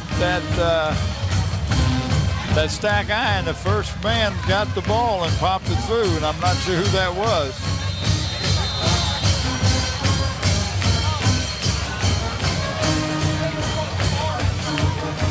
In any event, the Phantoms have answered with a fine-looking drive, making it 19-7. Now they're going to go for 2 as the pitch comes to Sarkey. Sarkey wanted to pass the ball, but never had a chance. Good pressure by the Warriors prevented him from that. See if we can pick up who the touchdown was scored by. Well, let's see. It wasn't Lewis, and it wasn't Sarkey, so I'm going to guess it was Faison, number 7, who was probably in the backfield as part of that lineup. So I'm going to say it was Faison. Sounds good to me. Until I'm corrected. Well, I'm not going to correct you. Well, even if you're wrong, I won't know that if you're wrong. Oh, goodness. Well, we'll see if we can figure out who that was. Bob will go over there and check with the PA announcer, and he'll probably go, I don't know. HCS Reports has a new look. Join anchor Beth Sadler Monday through Friday at noon and 5 p.m. for all the news and information about the Hampton City schools. It was Faison. It was Faison. And WHCS Channel 46 presents live your school board and the meetings on the first and third Wednesday of each month at 7:30 p.m. So tune in and be informed. Sarkey. No, it wasn't Sarkey. I'm sorry, the replay showed number 3 was not carrying the ball. It was Sarkey, and if we have that one more time, Johnny, do we have that? Because I'm almost certain we saw 3 and 34 were not the ball carriers. So I know who didn't carry it in, but I'm not sure who did. But we'll figure it out. Well, I'm going with you. There you go. All right. I mean, you've been right too many times. Not very often. Here's the replay. And see, there's Sarkey, number 3, standing right there. Yeah. So it was not Sarkey. That much I know. No. The important part is it's 19-7 in favor of the Phantoms. Fielded at the 18-yard line. This is Manny Anderson, and he's still going. Now it's starting to look a lot like a scrum. For those of you not familiar with it, that is a term used in rugby.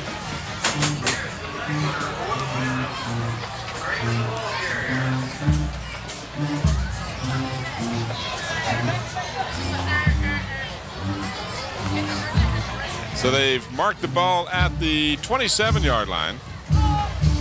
the Warriors went down and scored on that beautiful pass to Tyson, but the Phantoms said, hey, we've got to answer. Good teams answer, and they did. They came right back and drove the field and scored the touchdown. So we have less than 10 minutes left in the fourth quarter. 19-7. Warriors have it at the 27. Daly. But check that now. That's Cutler. And Nolan Cutler is back in at quarterback, and he completes the pass to Philip Tyson, number 14. Out to the 35-yard line, pickup of 8. Here's your replay. So Roscoe Coles is mixing it up now. He had Daly in there for the touchdown pass to Tyson. Well, almost the whole third quarter. He was in the whole third quarter and part of the fourth quarter. Yep. But Nolan Cutler has returned to play quarterback for the Warriors. Double wide receivers to the near side. This is the option play, and Cutler keeps it and picks up maybe a yard and a half, but that's Tim, about all. there was a nice little opening there, and then all of a sudden Eric Edmonds, number 51, just went boom, and he just closed that little door that Nolan Cutler saw. But it's going to be third and short now, third and less than a yard. Not close enough to measure. They marked it to the 36, and they need to get to the 37 to get a first down. This is a big first down try here for the Warriors.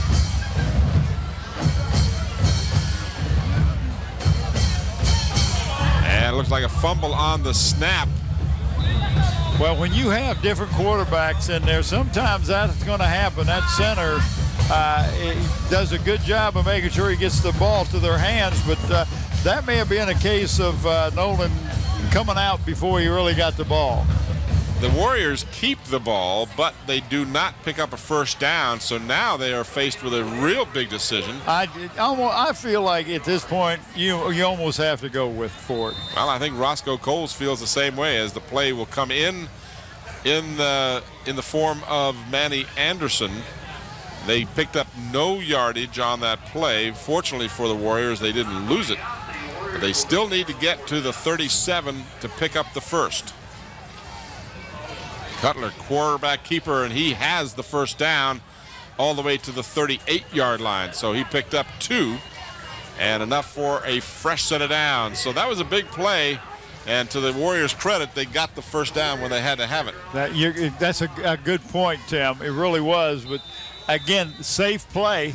That amount of yardage you need, you don't take the handoff and the possibility of a fumble, because it's a safer play when you consider they fumbled it the last time, but you're right. Well, I don't think he was going to do it that way. Yeah. I don't think it was a quarterback sneak to play before. It's irrelevant because it did work that time, and they've got it first down. And Anderson is met at the line of scrimmage, nothing there. So the Warriors get nothing on first down, second down and about 10. May have even lost a half a yard. There you see the time remaining on the scoreboard, 6:46 and moving. 19-7 in favor of the Phantoms. This game videotaped on the 1st of October, 1999. Tim Cole, Bob Hintz, and the Channel 46 crew hope you're enjoying this battle between the neighborhood rivals here, Phoebus and Kecoughtan. That play was ugly from the get-go. I believe the fullback left about a half a count early. Didn't get a penalty flag, no flag. But it was just put the game all out of sync. Oh, my buddy, Mr. Findolph Taylor. Did he drop off a check as he went by, or just said hi? I think he might have picked my pocket. I gotta check. No, my wallet's still there. Oh, well, and he didn't leave any. I don't think anything left. So. Third down and 11. So the Warriors need better execution than that if they have a chance here. 5:53 left in the fourth quarter. Cutler throwing. Tyson stopped and tried to come back to the ball, but lost his footing. Yeah. It was a great effort on his part, but he just couldn't get back to it. Well, I tell you, old Cutler he had pressure threw that ball off. Watch it. He throws it off his back foot, Tim, and really didn't get as much on it as he wanted. Still could have been completed had the receiver's leg not slipped out from under it. So now the Warriors facing 4th and 11 cannot afford to go for it. High snap.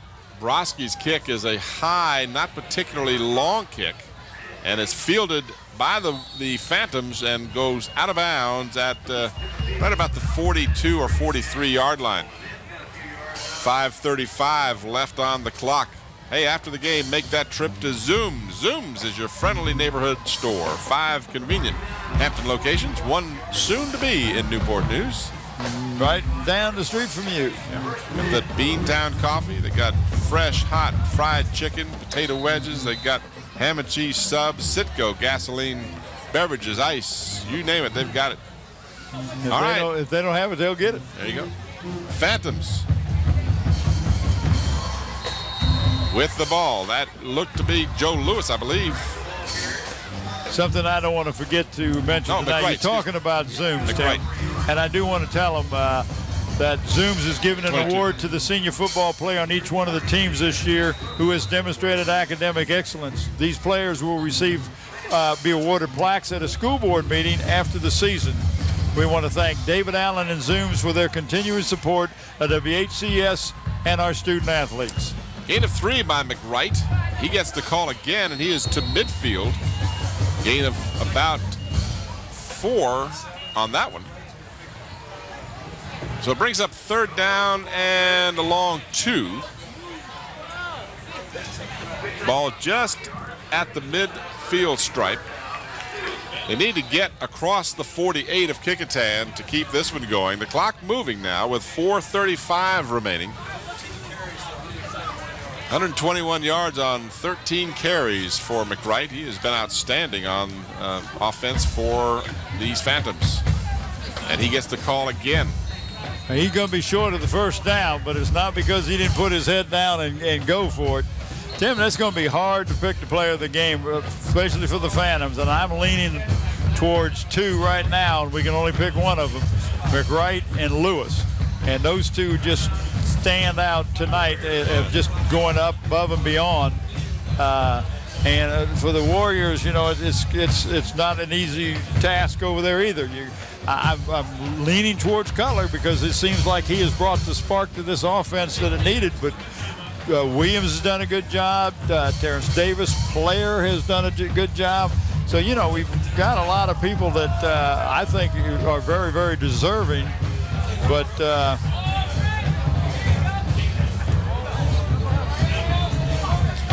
we will give you our selections before the end of the game. And I echo your thoughts about that. You know, I mean, it's very cliche to say, well, more than one player is, but it really is in this case. Joe Lewis has played outstanding on both sides of the ball. Got a fumble.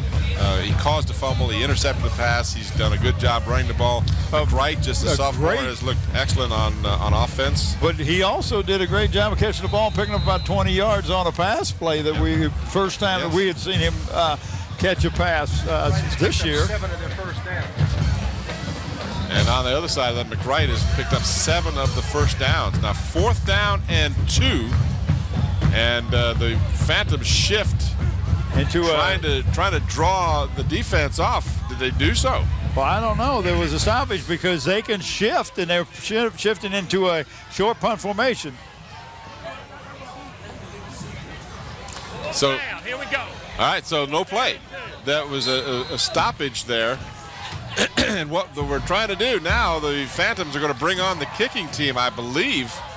I think Bill D went into that shift hoping to draw someone into the neutral zone, but the Warriors didn't bite. They sure didn't, and Carter's got his microphone turned backwards. So Pavlik will be on to kick.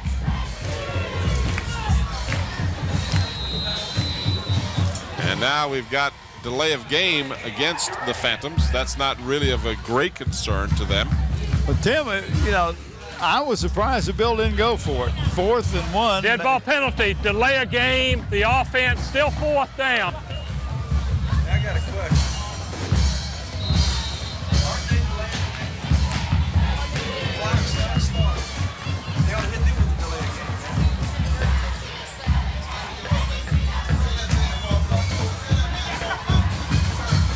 Warriors with the big rush do not get any part of the ball. And the ball is down at the 30-yard line. Oh, Tim, the rush they put on, though, hurried the kicker or the punter and did not get a very good punt. Just 23 yards, no return, however. So the Warriors now, with time starting to become a major factor, down by 12, just 4:05 left in the fourth quarter. I think we talked about everyone. You talked about Ham Chevrolet this I did. Good for you. You on the ball. I got Zooms and Hampton Chevrolet. We talked about the brothers Francis. We've talked about Allstate Insurance. Talk about Thomas Gear. Yep. Gear Printing. Engraving Ink and Island Hardware and Sporting Goods. That one thrown up and almost intercepted by Sarkey as he thought about where he was going to run with it before he put it away. Almost picked off, but an incomplete pass. The Warriors keep possession. Got a penalty flag. We got a flag on the play. Yeah, let's see if I think it might have been roughing the quarterback, but I'm not sure yet. Well, he was being hit as he was throwing the ball, so I don't know. May have been afterwards, but let's listen to. I'm just guessing because it was the only thing I could figure might have happened there, but no signal yet. Now it looks like Cutler will be coming out of the game. Well, I guess maybe no penalty flag. I thought I saw a flag on the play, so not the case. Cutler comes out and Daly comes back in at quarterback. Second down and 10, 3:58 left in the fourth quarter. Daly play action. Got away from Fan, but did not get away from, who was that finally hit him, Bob? That was Lewis. Was that Joe? No, I'm sorry, it sure wasn't. It's number 79. That's big Micah Littlejohn. Love that name, Micah Littlejohn. Yeah, Littlejohn about crushed Daly on that play. 6'3", 230. Maybe ought to call him Big John. Yeah, really. Call him whatever he likes. And just don't call him late for supper. Third down and 10 for the Warriors. Now, Daly probably shows a little more mobility in that quarterback slot, and that's probably why Roscoe Coles put him in there to give them a chance of avoiding a couple of tackles as he did. But as he was getting ready to throw it, Littlejohn says, "Oh, here I am." Third and 10 for the Warriors. Cutler's back in. Back in there, and it's off the hands of Craven, the intended receiver. So that brings up a fourth down and 10. But Tim, you know, it may be that they're just not. I don't think they're running crisp patterns. You know, it looks like the receiver is turning around and he's looking one way and the ball is going another way. But we're going to have a timeout. If you're the Warriors, Tim, you got to punt the ball. Well, you do, and Charge timeout to Kecoughtan. That's their final charge timeout in the second half. No more remaining timeouts for Kecoughtan. We got that down. Yeah, you know, you can't kick the ball at this point because you're down 2 touchdowns. You're down 2 scores. If you don't get it, you're right there. You're going to give the ball right back to the. But it's desperation time. You have no timeouts. You can't stop the clock. If you don't get the first down, they get the ball, and they can just basically run the clock out. So you have to go for it. If you kick the ball to them. Well, what you're saying is if we don't get it, we got enough confidence in our defense. We're not going to let them score. Well, it's not even that. It's not even. And it doesn't make any difference because you got to score twice anyway. So you lose 19-7, or if you lose 26-7, it doesn't make any difference. Still, you look in the column, it's a L. So you've got to have the first down here. This is it for Kecoughtan. Fourth down and about 11. Cutler will be sacked at the 25, and that will, for all intents and purposes, do it as the Warriors give the ball over on downs. Not through any lack of effort on Mr. Cutler's part. Well, You see it being helped up. Hey, there was just no protection. If you don't get any protection, as you watch on this replay, Tim, and right here, no place to go and help. Well, that Phoebus defense is just tough. Listen, we're going to player of the game. I'm going to go with Joe Lewis from the Phoebus Phantoms, Tim. I think he just did a great job. I agree with that, and certainly take nothing away from McWright, who's got the ball now and has the ball stripped. The ball is loose and is picked up by the Warriors, so it's not quite over yet. And my pick is going to be Mr. Cutler. Our pick, I guess I should say. Yep. We both feel confident. And again, excellent efforts by a lot of different players on both sides. And we watched the replay, Tim, but we didn't talk about Pendleton and Lamar Perry. They both did a great job defensively tonight, too. So our hats are off to all these young men, but our picks tonight are Cutler for the Warriors and Lewis for the Phantoms. And that was Raymond Craven who stripped the ball from McWright to give the Warriors the ball back. 15 carries, 138 yards. So McWright, 15 carries, 138 yards for the young sophomore. Well, he had a very productive evening. And he'll have a lot of them if it continues the way he played tonight. So the Warriors not out of it yet. They got the ball back. The last thing the Phantoms wanted to do was to give it back to them. Now the ball is, not low. I thought for a minute it was loose, but it's just a loss on the play as Craven got the handoff, and he was sacked or dropped immediately. Big number 51, Eric Edmonds, Tim, was in the backfield and had a hold of the quarterback's legs as he was handing the ball off. That's why it looked like it was almost a fumble.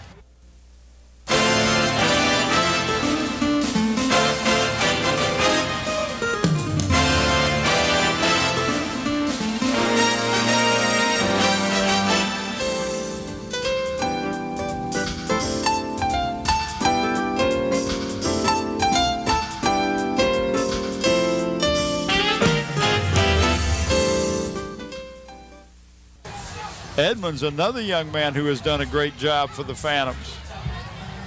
Marked the ball at about the 11.5. Loss of about 3. Kecoughtan has 50 total yards out there on the ground. Kecoughtan on the ground tonight, just 50 yards total offense.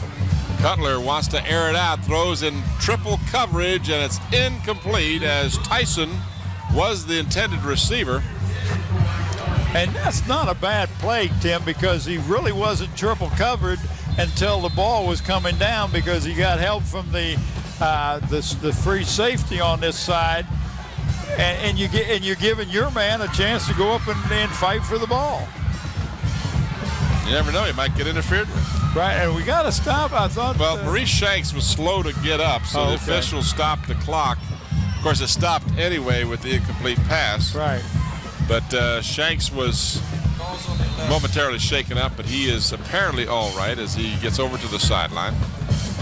So it's third down and long 13 for the Warriors at the 11-yard line.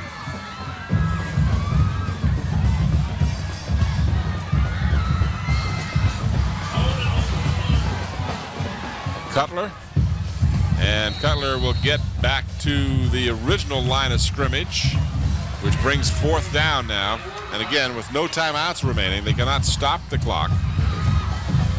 It continues to move with 2:15 remaining.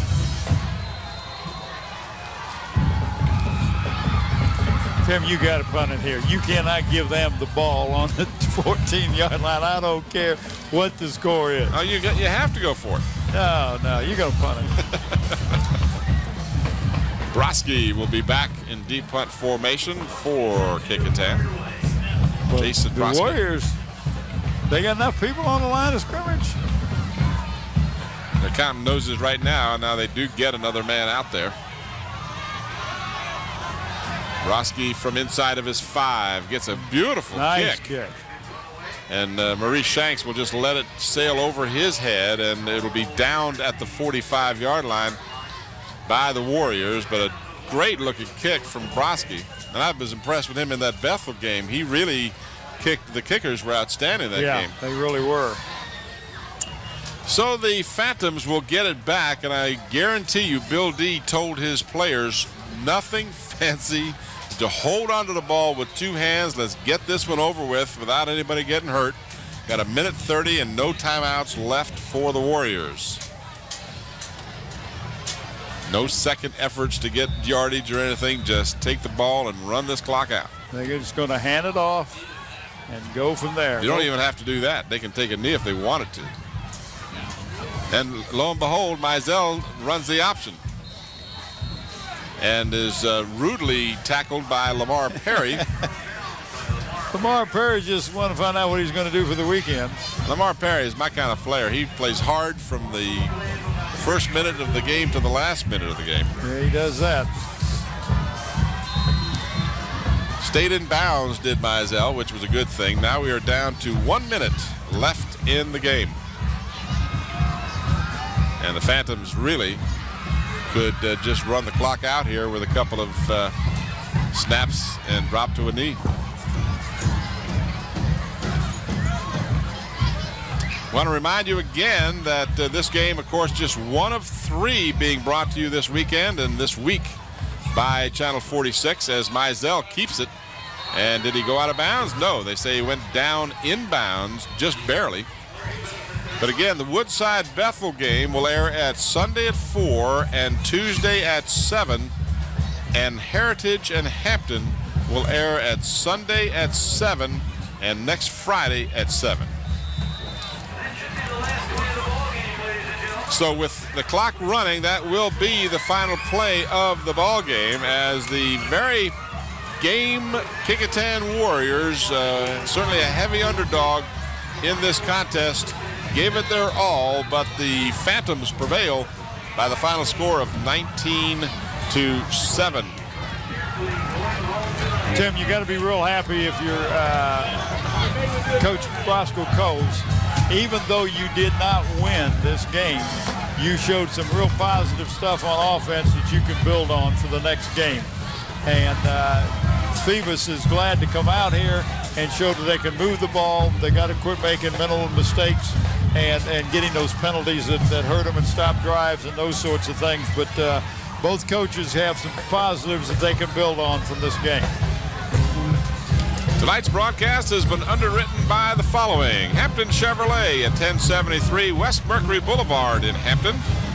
By Zoom Sitco with 5 Hampton locations. By the Family Dentistry of Doctors Scott and Hunter Francis.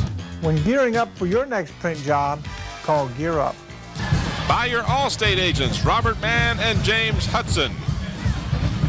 And in part by Wood Funeral Home, where Richard Pulley is the managing director. Well, that's going to do it for us from Darling Stadium. The final score, Phoebus 19 and Kecoughtan 7. For Bob Hintz and Bob Killen, this is Tim Cole. Thanks for watching. Good night, everybody.